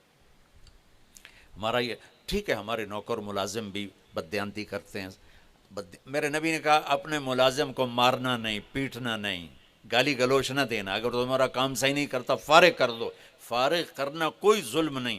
ماں بہن کی گالی، اللہ کا عرش کانپ اٹھتا ہے جب ماں بہن کی گالی دی جاتی، اور پورا بازار گالیاں دے رہا ہے، چند ہزار پہ، چند لاکھ پہ، اور چھوٹی چھوٹی خطاؤں پہ نوکر نوکرانیاں ان کو ذلیل کیا جا رہا ہے۔ وہ بیچارے بھوک کی وجہ سے آپ کے سامنے سر جھکائے کھڑے ہوتے ہیں۔ اگر آپ لوگوں کے دلوں پر راج کرنا چاہتے ہیں، زبان کا بول میٹھا کر لیں، معاف کرنا سیکھ لیں، محبت کرنا سیکھ لیں، آپ کا سارے دل کا ڈیٹا آگے شفٹ، نوکر کی طرف بھی، بیوی کی طرف بھی، خامند کی طرف بھی، اولاد کی طرف بھی شفٹ ہو جائے گا۔ اور رشتوں میں سب سے عظیم رشتہ خامند بیوی ہے، اللہ کے واسطے اسے اپنی انا پہ قربان نہ کریں، یہ سب سے خوبصورت رشتہ ہے، سب سے عظیم رشتہ ہے، اور اللہ کی شان ہے سب سے کمزور رشتہ ہے کہ باقی کوئی رشتہ نہیں ٹوٹتا، اور یہ رشتہ ایک بول پہ ٹوٹ جاتا ہے۔ اس لیے آپ نے حضرت علی سے فرمایا کہ علی طلاق سے بچنا، جب طلاق دی جاتی ہے تو اللہ کا عرش کانپ اٹھتا ہے۔ میں نے ایک یونیورسٹی لاہور میں بیان کیا، تو بیان کے بعد میں بیٹھا تھا ان کے وی سی کے آفس میں، تو مجھے باہر سے رونے کی آواز آئی. تو میں نے کہا کیا ہوا ہے؟ کہا جی ایک بچی آپ سے ملنا چاہتی ہے، ہم روک رہے ہیں، میں بہت رو رہی ہے. میں خود باہر چلا گیا. میں نے کہا بیٹی کیا ہوا؟ کہا جی آپ سے بات کرنی. تو ساتھ ہی ایک چھوٹا سا کمرہ تھا. میں نے کہا آ جاؤ. بیٹھ گئی. میں کیوں رو رہی ہو؟ وہ کہنے لگی مولانا آپ عورتوں کے بڑے حقوق بیان کرتے ہیں، لیکن کبھی آپ نے طلاق شدہ لڑکیوں کے حقوق بیان نہیں کیے. تو مجھے ایک دم ایسے گولی لگی کہ واقعی میں ماں، بیوی، باپ، بہنوں کے بیان کرتا تھا، طلاق شدہ. ایک دم مجھے حدیث نے آ کر ایسے مجھے کرنٹ مارا کہ میرے نبی نے. اچھا میں پہلے میں نے کہا کیوں تمہیں طلاق ہوگی؟ کہا جی. میں نے کہا کیوں ہوئی؟ کہا جی میرا خاوند بہت اچھا تھا، ہماری آپس میں بہت محبت تھی، لیکن میرا سورا روز کہتا اے مینو چنگی نہیں لگدی اینو طلاق دے دے، اے مینو چنگی نہیں لگدی اینو طلاق دے دے. ارے بھائیو، ہم اپنے بچوں کے ارمان کتنے پورے کرتے ہیں، چھوٹے چھوٹے ارمان پورے کرتے ہیں، اور جب سب سے بڑے ارمان کا وقت آتا ہے شادی، تو ماں باپ رکاوٹ نہیں، اتھے نہیں ہون دیں گے، اتھے نہیں ہون دیں گے، اتھے ہی کرنی. اسی جٹ ہیں، جٹਾਂ نوں دیونی ہے، بٹ ہیں، بٹਾں نوں دیونی ہے، نٹ ہیں، جٹ بٹ نٹ پتہ نہیں کتھوں کٹھے ہو گئے. ارے میرے بھائیو، نیکی دیکھو، نیکی دیکھو، پیسہ نہ دیکھو، نیکی دیکھو. اب لوگوں میں پوچھا جاتا ہے کاروبار کیا ہے نا؟ اور یہ جو جابین ہیں، پڑھے لکھے لوگ، یہ کہتے ہیں تعلیم کیا ہے، جاب کیا ہے. ہم لوگ ذمہ دار ہیں، ہمارے میں پوچھا جاتا ہے زمین کتنی ہے. میرے خاندان کی انتہائی نیک بچی، اس کا رشتہ ہو گیا. تو میں نے ان کی خالہ سے پوچھا، وہ سب کی خالہ کہلاتی تھی. میں نے کہا ماسی چھوڑ کے ہو جائے، سمجھتے نا چھوڑ. میں نے کہا چھوڑ کے ہو جائے. کہنے کہ پترو دے 14 مربن. میں کی پوچھا ہے ماسی کی پہ آندھی ہے. میں کہ اب سننا، آپ بھی سنو غور سے. میں کہ ماسی دوبارہ چھوڑ کے ہو جائے کہ پترو دے 14 مربن. میں تیسری باری میں کہا ماسی میں زمینہ نہیں پوچھتا پیا چھوڑ کے ہو جا کہ پتر تینوں دسی تا جانی ہے 14 مربے ہور کی دساں. میں کہا مربیاں نال انہوں ٹورنا ہی یا بندے نال ٹورنا ہی. سال بعد طلاق ہو گئی. بھائیو، آدمی پیسے سے بڑا نہیں بنتا، مالدار بنتا ہے. عورت پیسے سے بڑی نہیں بنتی، مالدار بنتی ہے. بڑا وہ ہے جس میں صفات ہوں، بڑی وہ ہے جس میں صفات ہوں. تو ان رشتوں کو عزت دو. چھوٹا بننا سیکھو، اللہ بڑا کر دے گا. کسی سر نگو سی ٹہنی پہ رکھیں گے 4 تن کے، نہ بلند شاخ ہوگی نہ گرے گا آشیانہ. چھوٹا بننا سیکھ لو، اللہ بڑا کر دے گا. معاف کرنا سیکھ لو، اللہ عزت دے دے گا. درگزر کرنا سیکھ لو، اللہ ٹھنڈک پہنچا دے گا. اپنے نبی کی زندگی پڑھو، اپنی اولاد، اپنے بھائی. دیکھو ہمارے ملک میں بہنوں کو حق نہیں ملتا، حق دیا کرو. میں اس کو بیان کرتا رہتا ہوں، تو بہت سے لوگوں نے ماشاءاللہ اپنی بہنوں کو حق دیا. تو ایک دفعہ ایک ذمہ دار میرے پاس آیا، کہنے لگا جی تھوڑے بیان سن کے، اچھا ہمارے ہاں کوئی، ہمارے ذمہ داروں میں کوئی بہن اپنے بھائیوں سے باپ کی زمین کا حصہ مانگ لے تو اس کو وہ ذلیل کرتے ہیں کہ کوئی کتے کو ایسے ذلیل نہیں سمجھتا جیسے اس لڑکی کو ذلیل سمجھتا. اس سے بائیکاٹ کر دیتے. وہ عام طور پر جلی انگوٹھے لگوا کے پٹواری کو رشوت دے کے زمین اپنے نام لگا لیتے. تو میرا بیان سنا، ایک منڈی بہودین کا تھا، میرے پاس آیا، کہنے لگا میں اپنی بہن بلایا، میں کہا اپنا لے لے زمین لے لے اپنی. تو وہ کہنے لگے نہیں بھائی بس میں دے چھڑی، بس میں دے چھڑی. میں نے کہا اچھا میں تیرے نام کرا دیتا ہوں، اس کے بعد تم خوشی سے مجھے واپس کرو گی تو میں لے لوں گا. انہوں نے کہا ٹھیک. جب اس کے نام ہو گئی نا، کہ میں تو کر گیا. میں کہا ہن کی خیال ہے، دینی ہے کہ نہیں؟ میرے اپنے نکے نکے بال ہیں، میں کیوں دوں. آئیو بچیاں بہت قیمتی دولت ہے. میرے نبی کو اللہ نے بچیاں ہی دی، اور کیا میرے نبی نے ان کو محبت سے پالا. ایک حدیث یاد آ گئی، میرے نبی نے کہا یہ جو میرے مدینے کے صحابہ ہیں نا یہ بڑے عالی شان لوگ ہیں۔ کس بات پہ عالی شان ہے؟ تہجد بڑی پڑھ دیں، روزے بڑے رکھ دیں۔ آپ سب سنیں، سسر بھی بیٹھے ہوں گے، ساسیں بھی بیٹھی ہوں گی، بہویں بھی بیٹھی ہوں گی۔ میرے نبی نے فرمایا یہ میرے مدینے والے بڑے عالی شان لوگ۔ کس وجہ سے یا رسول اللہ؟ کہا یہ جب کسی کی بیٹی کو لے آتے ہیں نا بیاہ کے، تو وہ بچی اپنے سسرال میں جا کے ایسے ہوتی ہے کہ اسے پتہ ہی نہیں چلتا میں سسرال میں ہوں یا ماں باپ کے گھر میں ہوں، اتنی محبت دیتے۔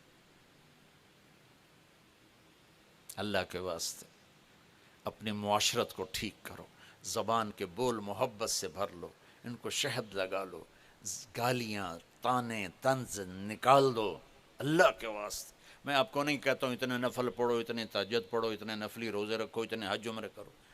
محبت محبت محبت، اس بول سے محبت پیدا ہوتی ہے، اسی بول سے نفرت پیدا ہوتی ہے۔ اولاد کو عزت دو، پھر عزت واپس آئے گی۔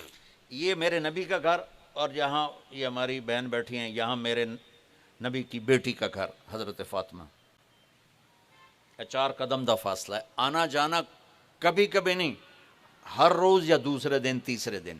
اور میرے نبی کا پروٹوکول کیا تھا بیٹی کے لیے؟ آپ زمین میں کبھی بیٹھے ہوتے تھے، کبھی آپ چیئر پہ ہوتے تھے، کرسی تھی میرے نبی کے گھر میں، کبھی آپ چارپائی پہ۔ جب جنت کی عورتوں کے سردار گھر میں انٹر ہوتی وہ دروازہ اور یہ میرے نبی بیٹھے ہیں، تو آپ آگے نہیں آنے دیتے تھے، ایک دم کھڑے ہو جاتے تھے اور بھاگ کے آگے جاتے تھے تیزی سے، اور جا کر اپنی بیٹی کا ہاتھ پکڑ لیتے تھے، پھر ان کا بیٹی کا ہاتھ چومتے تھے، پھر ہاتھ پکڑے پکڑے پکڑے پکڑے پہلے بیٹی کو بٹھاتے پھر خود بیٹھتے تھے۔ ہمارا ہندو معاشرہ ہے، ہندوستان میں اسلام آیا عبادت کی حد تک، معاشرت کو ٹچ نہیں کر سکے۔ ہماری معاشرت ہندوانہ ہے۔ میں ایک دفعہ اپنے استاد محترم رحمۃ اللہ علیہ مولانا جمشید صاحب کے لیے شہد کی بوتل، اس لیے شہد کی بوتل 10 روپے دی آئی۔ میں نے کہا حضرت یہ آپ کے لیے ہدیہ لایا ہوں شہد۔ کہنے کہ کہاں سے لائے ہو؟ میں نے کہا جی میرے اپنے باغ کا ہے۔ سنو آپ، میرے استاد کہنے لگے تیرے باپ نے اپنی بہنوں کو زمین میں سے حصہ دیا تھا؟ تیرے باپ نے اپنی بہنوں کو زمین میں سے حصہ دیا تھا؟ یعنی اگر دیا تھا تو پھر یہ شہد لیتا ہوں، اگر نہیں دیا تھا پھر زمین ہی حلال نہیں تو شہد کیوں حلال؟ میں کہا استاد جی اللہ کا شکر ہے میرے باپ کی بہن ہی کوئی نہیں تھی، بس 2 بھرا موجہ نال ونڈ لی آپس وچ۔ کہنے لگے اچھا تیرے دادے نے اپنی بہنوں کو حصہ دیا تھا؟ میں نے کہا حضور میں اس کو پیدا ہی نہیں ہوا تھا، مینوں پتہ ہی کوئی نہیں، میں تو دادے نو ویکھیا ہی کوئی۔ تو کہنے لگا ٹھیک رکھ دو۔ اتنی احتیاط، کوئی چور چوری کر جائے آپ تھانے میں رپٹ کرا دیتے ہیں۔ جن بھائیوں نے بہنوں کا حق کھایا ہوا یہ چور نہیں ہے؟ اس سے بڑی چوری اور کیا ہوگی کہ جس بہن نے اسی چھاتی سے دودھ پیا جس سے تم نے پیا، اسی پیٹ سے نکلی جس سے تم نکلے، اسی چھت میں پروان چڑھی جس میں تم پروان چڑھے، اور آج چند ٹکوں پر تم اپنی بہن کو ذلیل کر رہے ہو۔ کیسے نہیں دیونا؟ چھوڑ جاؤ گے ٹک حرص و حوث کو چھوڑ میاں، مت دیس بدیس پھرے مارا، قزاق اجل کا لوٹے ہے دن رات بجا کر نقارا، کیا بدیا بھینسا بیل چھتر، کیا گونی پلہ سر بھارا، کیا گیہوں چاول موٹھ مٹر، کیا آگ دھواں اور انگارا، سب ٹھاٹھ پڑا رہ جائے گا جب دلاد چلے گا بنجار۔ میں ہمیشہ معاشرت کو بیان کرتا ہوں کہ یہ ختم ہو چکی ہے۔ دیکھو میرے نبی کی حدیث سنو، آپ نے کہا ما تزوجت وما زوجت الا بوحی من السماء نزل به جبریل۔ دیکھو لوگوں میں نے شادیاں کی اور بیٹیوں کی شادیاں کی، پہلے اللہ کی وحی آئی پھر میں نے قدم اٹھایا۔ حضرت فاطمہ رضی اللہ تعالیٰ عنہ کا رشتہ مانگنے آئے ابو بکر، آپ نے انکار کر دیا۔ حضرت عمر رشتہ مانگنے آئے، آپ نے انکار کر دیا۔ تو عبد الرحمن بن عوف رضی اللہ تعالیٰ عنہ نے مولا علی کو کہا کہ آپ جائیں، آپ کا ہو جائے گا۔ کہنے لگے میں تو بہت غریب ہوں، مجھے دے دیں گے؟ کہا ہاں تم جاؤ۔ تو آپ تشریف لائے، 21 برس عمر تھی۔ تو آ کر بیٹھے تو آپ نے پوچھا علی کیسے آئے؟ تو شرم کی وجہ سے بول نہیں سکی۔ پھر آپ نے خود ہی کہا لگتا ہے فاطمہ کے رشتے کے لیے آئے ہوگے؟ انہوں نے کہا جی۔ اب دیکھو وحی آ چکی ہے، جبریل آ چکا ہے کہ فاطمہ علی کے لیے آسمانوں پہ طے ہو چکی ہے، اور میرے نبی نے کہا انشاءاللہ، انشاءاللہ اللہ کے واسطے میری فریاد سنو، انشاءاللہ کہہ کر اٹھ کے چلے گئے۔ بیٹی فاطمہ جیسی ہو، باپ محمد مصطفیٰ جیسا ہو، اور وہیں بیٹھے بیٹھے ہاں نہیں کر رہا، کیوں؟ اور جبریل آیا بیٹھا جی اتنے ہی کرنا ہے، سبق دینا تھا۔ تو آپ گھر گئے، بیٹی کو بلایا کہ بیٹی فاطمہ علی کا رشتہ آیا، ہاں کر دو، ہاں کر دو۔ سبحان اللہ، جب جبریل آ چکا ہے پھر پوچھنے کی کیا ضرورت ہے کہ شادی بچی کی ہے، بچے کی ہے۔ اگر وہ کہتی کہ میں نے یہاں شادی نہیں کرنی تو اللہ کے واسطے بیٹیوں کو زندہ دفن نہ کرو، ان کی رعایت کرو، ان کے چھوٹے چھوٹے تم خواہشات پوری کرتے رہو، زندگی کی سب سے بڑی خواہش پر ان کو ذبح کر دیا۔ بیٹے کی ہر خواہش کو پورا کیا، اور جب اس کی شادی زندگی گزارنے کا وقت ہے تو اس نے اپنی زندگی گزارنی، اپنی پسند کی گزارنی۔ اپنی پسند کا اظہار کوئی نافرمانی نہیں ہے، بلکہ ہمارا انکار ظلم ہے۔ نہیں نہیں ایسی اتنے نہیں کرنی ہے تو آرائی نہیں ہے، ایسی تو آرائیاں نہیں دیونی، چاہے بڈھی ہو جائے۔ میں نے اپنے بچپن میں اپنے خاندان کی کتنی بڈھیاں ویکھیاں جنہاں دی شادی نہ ہوئی، کیوں جی اسی باہر دیونی نہیں، اندر رشتہ کوئی نہیں، باہر دیتا کوئی نہیں، وہ اویں بڈھیاں مر گئیاں بغیر شادی تو حضرت فاطمہ نے ہاں کر دی۔ تو پھر آپ باہر آئے اور کہا علی جاؤ لوگوں کو بلاؤ۔ پھر وہ آئے، مسجد بھر گئی، تو آپ ممبر پر کھڑے ہوئے علی کو یہاں بٹھایا اور فرمایا کہ لوگوں مجھے میرے اللہ نے پیغام دیا ہے کہ میں اپنی بیٹی فاطمہ کی شادی علی کے ساتھ کر دوں، تو میری بیٹی فاطمہ سے قیمتی نہیں، اور میں اللہ کے نبی کے سامنے ایک گندگی کا کیڑا ہوں۔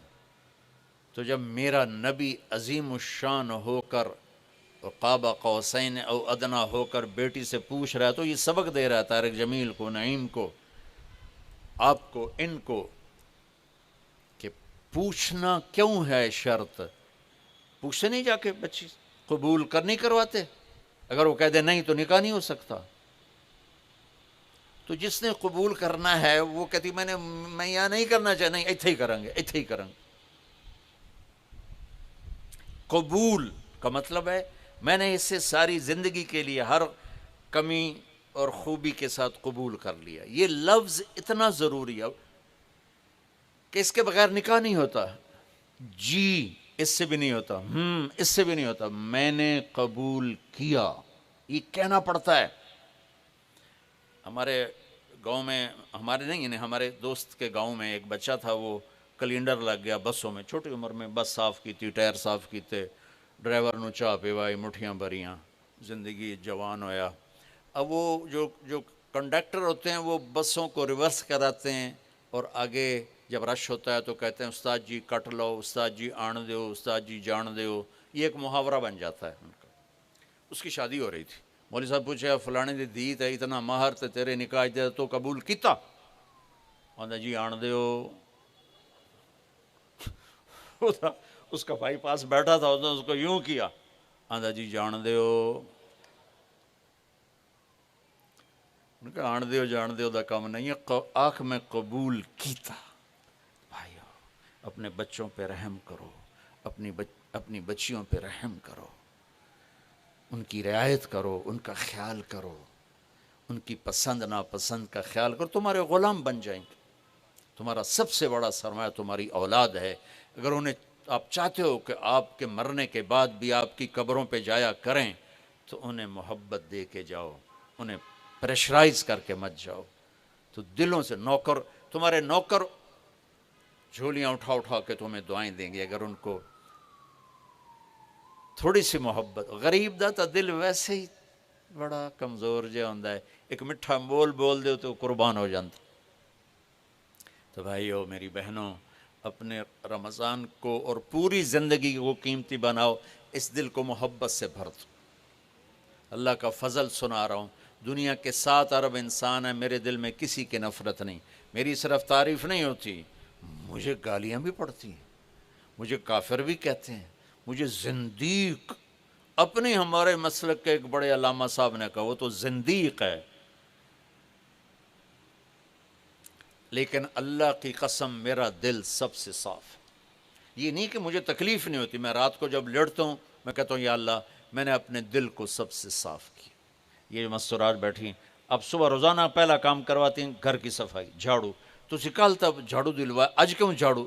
کل والا جھاڑو اج کم نہیں آ سکتا، روزانہ صاف کرو، روزانہ صاف کرو، روزانہ صاف کرو، تب گھر صاف رہتے ہیں۔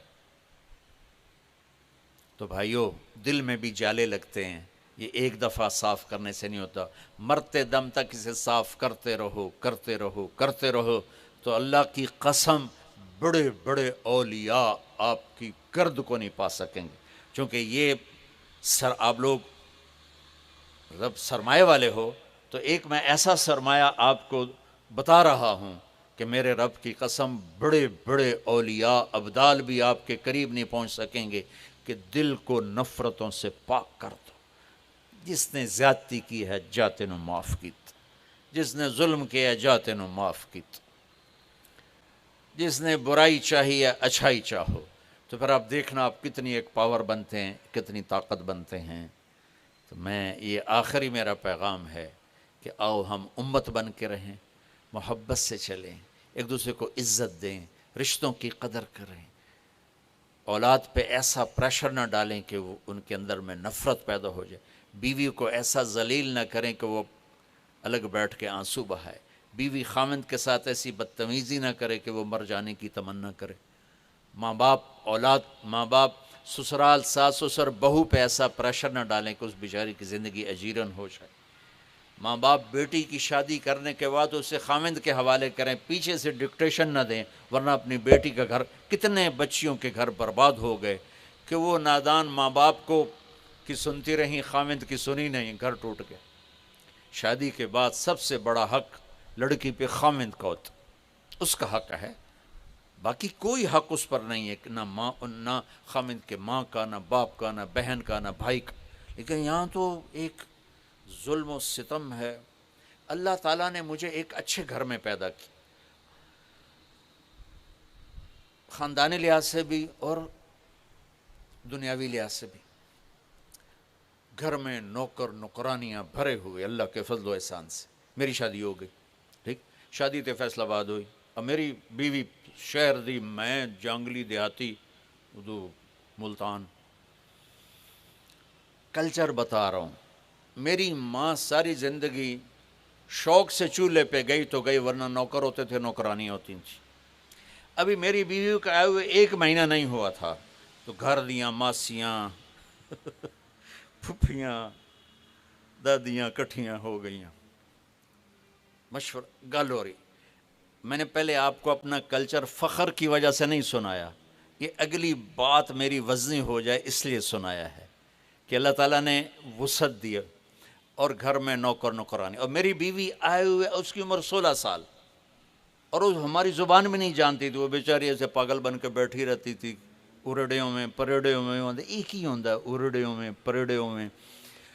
تو اب سارا گھر کٹھا مستورات، ہن مقدمہ پیش ہو رہا ہے، کی جی تیری بیگم سارا دن بیٹھی منجے تے ٹھک کے بیٹھی ہوندی، تینوں پتہ تیری ماں چولہے تے سڑدی پئی ہوندی، تیری بیگم منجی تے ٹھک تے بیٹھی ہوندی۔ میں ہس پیا، میں کہ میری ماں چولہے تے کداں سڑی، میں تو اسے دے پیٹ چو جمیا، کداں سڑی میں دسو تے صحیح، او خدا دا نا میری بیگم نو چھڑ دیو، او میری ماں نو تو پتہ ہی نہیں پکاونا کیویں۔ یہ میرا کلچر ہے، یہ ہمارا دیس کا کلچر ہے، اسے اسلامی کلچر بنا۔ دیکھو اگر بچی آ کر خامند سے مطالبہ کرے مجھے الگ گھر لے کر دو، تو یہ نافرمانی نہیں ہے۔ اگر آپ مالدار ہیں اپنے بیٹے کے لیے گھر بناؤ، اس میں اس کی بیوی کی ڈولی اتارو، یہ بچی نافرمان نہیں ہے، اس سے شریعت کا حق ہے اس کا۔ وہ کہتا نہیں میرے پاس تو اتنے پیسے نہیں، تو پھر ایسا کرو کرائے پر لے کر دے دو۔ وہ کہتا نہیں مجھے اس کی بھی گنجائش نہیں، تو پھر اس بیوی کا حق کے واجب ایک کمرہ، ایک ٹوائلٹ، ایک کچن، یہ اس آنے والی بچی کا حق کے واجب ہے کہ اس کو آئسولیشن چاہیے، وہ باہر سے آئی ہے، تھوڑی اس کو اپنی تنہائی میں راحت چاہیے، لہٰذا یہ حق کے واجب ہے، ایک کمرہ ہو، ایک ٹوائلٹ ہو، ایک کچن ہو۔ اگر وہ یہ بھی نہیں کر سکتا تب وقت انشاءاللہ تسبیح پڑھو تے روزے رکھو، شادی نہ کرو، اللہ دا نا نے کسی دی دین برباد نہ کرو۔ نہیں تو میری ماں دے اگو بول ہی نہیں سکنی، تو میرے پیو دے اگو سر نہیں چاہ سکنی۔ ارے بھائیو، اللہ کے واسطے ہندو معاشرت سے باہر نکلو، ہندو معاشرت سے باہر نکلو، ہندو معاشرت سے باہر نکلو۔ محبتیں پھیلاؤ، محبتیں سیکھو، اللہ کی قسم صرف فرض پورے کر دو نا، بڑے بڑے نفلوں والے تمہارے پیچھے پھرتے ہوں گے قیامت کے دن۔ تو سارے بھائی نیت کرتے ہو، جب اللہ آپ کو ہمت دے تو تبلیغ میں کچھ وقت لگانا، انشاءاللہ بہت فائدہ ہوگا۔ درود شریف پڑھو، اللہم لک الحمد کما انت اہلہ، فصلی علی محمد کما انت اہلہ، وافعل بنا ما انت اہلہ، انک اہل التقوی و اہل المغفرہ، ربنا آتنا فی الدنیا حسنہ وفی الآخرۃ حسنۃ وقنا عذاب النار۔ یا اللہ، رمضان کی آمد ہے، اپنے خزانوں سے یا اللہ ہمیں اس کے قدردانی کی توفیق نصیب فرما۔ یا اللہ ہمیں روزے بھی نصیب فرما، تراویح بھی نصیب فرما، اور یا اللہ لیلۃ القدر بھی نصیب فرما، اور یا اللہ اس میں ہمارے گناہوں کو معاف فرما۔ پوری امت کو رمضان کی برکتیں نصیب فرما۔ جو ماں باپ کے نافرمان ہیں انہیں توبہ کی توفیق دے دے، جو شراب کے عادی ہیں انہیں جام توڑنے کی توفیق دے دے، جو رشتے ناتے توڑ کے بیٹھے ہیں انہیں جڑ کے چلنے والی کی توفیق دے دے، جو دل میں نفرتیں پال کے بیٹھے ہیں ان کی نفرتوں سے ان کے دلوں کو دھو دے، صاف کر دے۔ یا اللہ میرے دیس میں مذہب کی نفرت بہت زیادہ ہے، ہمیں امت بنا دے، ہمیں مسلمان بنا دے، ہمیں ان فرقہ واریت سے نکال کر غلام مصطفیٰ بنا دے، غلام محمد بنا دے، غلام محمد بنا دے، ہمیں کلمے پر جوڑ دے یا اللہ۔ اور جو لوگ فرقہ واریت کو پھیلا رہے ہیں اور متعصب ممبر سے متعصب تقریریں کر رہے ہیں، یا اللہ وہ تیرے محبوب کی امت کے دشمن ہیں، تو ان کو ہدایت نصیب فرما، ہدایت نصیب فرما، ہدایت نصیب فرما، اور سب کو امت بنا دے میرے مولا۔ آج تو مسجدیں بھی یہ فلاں کی مسجد، یہ فلاں کی مسجد، تیری مسجد تو کوئی نظر ہی نہیں آتی، سب پہ بورڈ لگے ہوئے ہیں یہ فلاں فرقے والے ہیں، یہ فلاں فرقے والے ہیں۔ یا اللہ ہمیں فرقوں سے نکال کر امت بنا دے، ان مستورات کو، ان بچیوں کو، ان بھائیوں کو، ان بڑوں کو، ہم سب ایک امت بن کے تیری بارگاہ میں پیش ہوں۔ ہماری پہچان امت بنا دے، ہماری پہچان مومن بنا دے، ہماری پہچان مسلم بنا دے، ہماری پہچان قرآن بنا دے، ہماری پہچان اسلام بنا دے، ہماری پہچان ایمان بنا دے۔ یا اللہ ہمیں شیطان نے توڑ کے رکھ دیا، کہیں قوموں کی نفرت، کہیں پیشوں کی نفرت، کہیں مذہب اور فرقوں کی نفرت۔ یا اللہ ہم تو تھک گئے ہیں، ہدایت تو تیرے ہاتھ میں ہے، دل کی چابیاں تیرے ہاتھ میں ہے، تو جس کے دل کو روشن کر دے یا اللہ اسے کوئی اندھیرے میں نہیں لے سکتا، جس کو تو اندھیرے میں ڈال دے اسے کوئی روشن نہیں کر سکتا۔ میرے مولا تو نے ابو جہل کے بیٹے اکرمہ کو رضی اللہ عنہ بنا دیا، تو نے حمزہ کے قاتل ویشی کو رضی اللہ عنہ بنا دیا۔ میرے مولا ہم تیرے محبوب کی امت ہیں اور بکھرے پڑے ہیں اور ٹوٹے پڑے ہیں اور تباہ حال ہیں۔ مائیں روتی ہیں کہ اولاد ان کے دودھ پلانے کو بھول گئے، والد روتے ہیں اپنے باپ سے، اپنی بچوں سے ڈر رہے ہوتے ہیں جب وہ جوان ہو جاتے ہیں کہیں میرے گریبان پہ ہاتھ نہ ڈال دے۔ بیویاں خامدوں کے ہے سب و شتم سے دل برداشتہ ہیں، خاوند بیویوں کی بدتمیزی سے دل برداشتہ ہیں، عوام حکمرانوں سے دل برداشتہ ہے، مظلوم ظالم کے سامنے پس رہا ہے، ہماری عدالتیں بھی ظلم بیچنے والی بن گئیں۔ یا اللہ تو مہربانی فرما دے، اتنی بڑی گمراہی تیرے سوا کوئی دور نہیں کر سکتا۔ ہمارا غریب بھی چوری کرتا ہے، بددیانتی کرتا ہے، ہمارا مالدار بھی بددیانت ہے۔ یا اللہ اپنے حبیب کے صدقے اس امت کو سچ نصیب فرما، دیانتداری نصیب فرما، اولادوں کو ماں باپ کی ٹھنڈک بنا، خاوند کو بیوی کی ٹھنڈک بنا، بیوی کو خاوند کی ٹھنڈک بنا، اولاد کو ماں باپ کی آنکھوں کی ٹھنڈک بنا، ماں باپ کو اولاد کی آنکھوں کی ٹھنڈک بنا، مالداروں کو غریبوں کے لیے رحم دل بنا دے، نوکروں والوں کو نوکروں کے لیے رحم دل بنا دے، زبان کے بول کی کڑواہٹ کو نکال کے مٹھاس نصیب فرما دے، آپس کی نفرتوں کو محبت میں تبدیل فرما دے، آنے والے رمضان کی ہمیں یا اللہ اکرام اور اس کے استقبال کی توفیق دے، ہمارے روزے پورے ہو جائیں، ہماری تراویح پوری ہو جائے، جو آپس میں لڑے ہوئے ہیں رمضان آنے سے پہلے ان کی صلح کرا دے تاکہ ان کے روزے قبول ہو سکیں، جن کے دلوں میں نفرت کینہ ہے اس کو دھو دے، صاف کر دے، تاکہ تیری رحمت کی چھاؤں میں وہ سب لوگ آ جائیں۔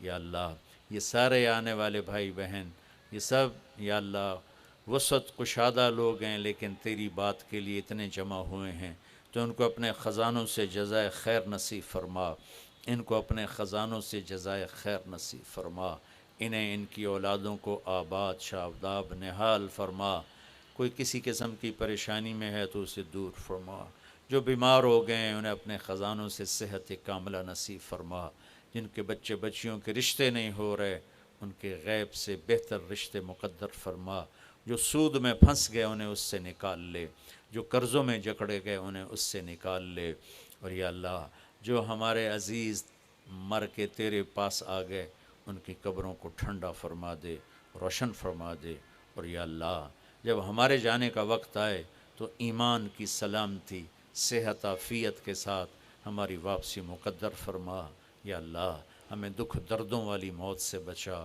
یا اللہ ہمیں موذی بیماریوں والی موت سے بچا، یا اللہ ہمیں ہسپتال کی موت سے بچا، یا اللہ ہمیں حادثاتی موت سے بچا، ہنستے کھیلتے عافیت کے ساتھ کلمہ پڑھتے ہوئے اپنی بارگاہ میں حاضر ہونے کی توفیق نصیب فرما۔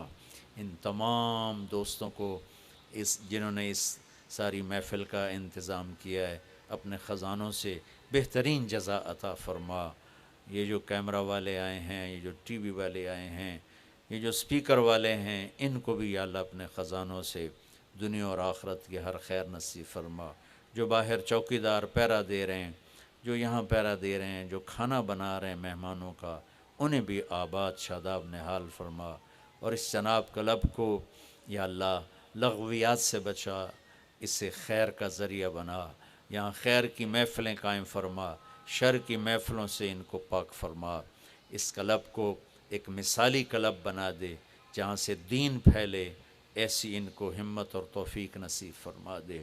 یہ سب تاجر بیٹھے ہیں، ان کو سچا بنا، ان کو دیانتدار بنا، اور ان کا حشر نبیوں کے ساتھ فرما کہ تیرے نبی کا فرمان ہے سچا اور دیانتدار تاجر نبیوں کے ساتھ اٹھایا جائے گا، تو یا اللہ ان کو سچائی اور دیانتداری دے، ان کا حشر نبیوں کے ساتھ کر، اور ان کی مستورات جو تشریف لائی ہیں، اولادیں جو آئی ہیں، بچیاں آئی ہیں، بیویاں آئی ہیں، مائیں آئی ہیں، ان کا حشر بھی ان کے ساتھ انبیاء کے ساتھ فرما، اور ہم سب کو جنت الفردوس نصیب فرما۔ وصلی اللہ تعالی النبی الکریم آمین برحمتک یا ارحم الراحمین۔ السلام علیکم ورحمۃ اللہ۔ یہ کیا ہے؟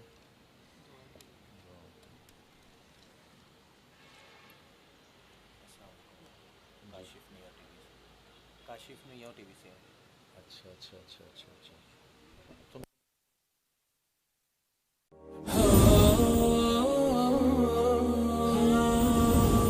ہم یقینی بنا رہے ہیں صحت مند پاکستان اور بدل رہے ہیں زندگیاں۔ بہترین صحت کی سہولیات کی فراہمی سے آپ بھی بیماروں کے لیے مسیحا بن سکتے ہیں۔ اپنے صدقات اور عطیات MTJ فاؤنڈیشن تک پہنچائیں۔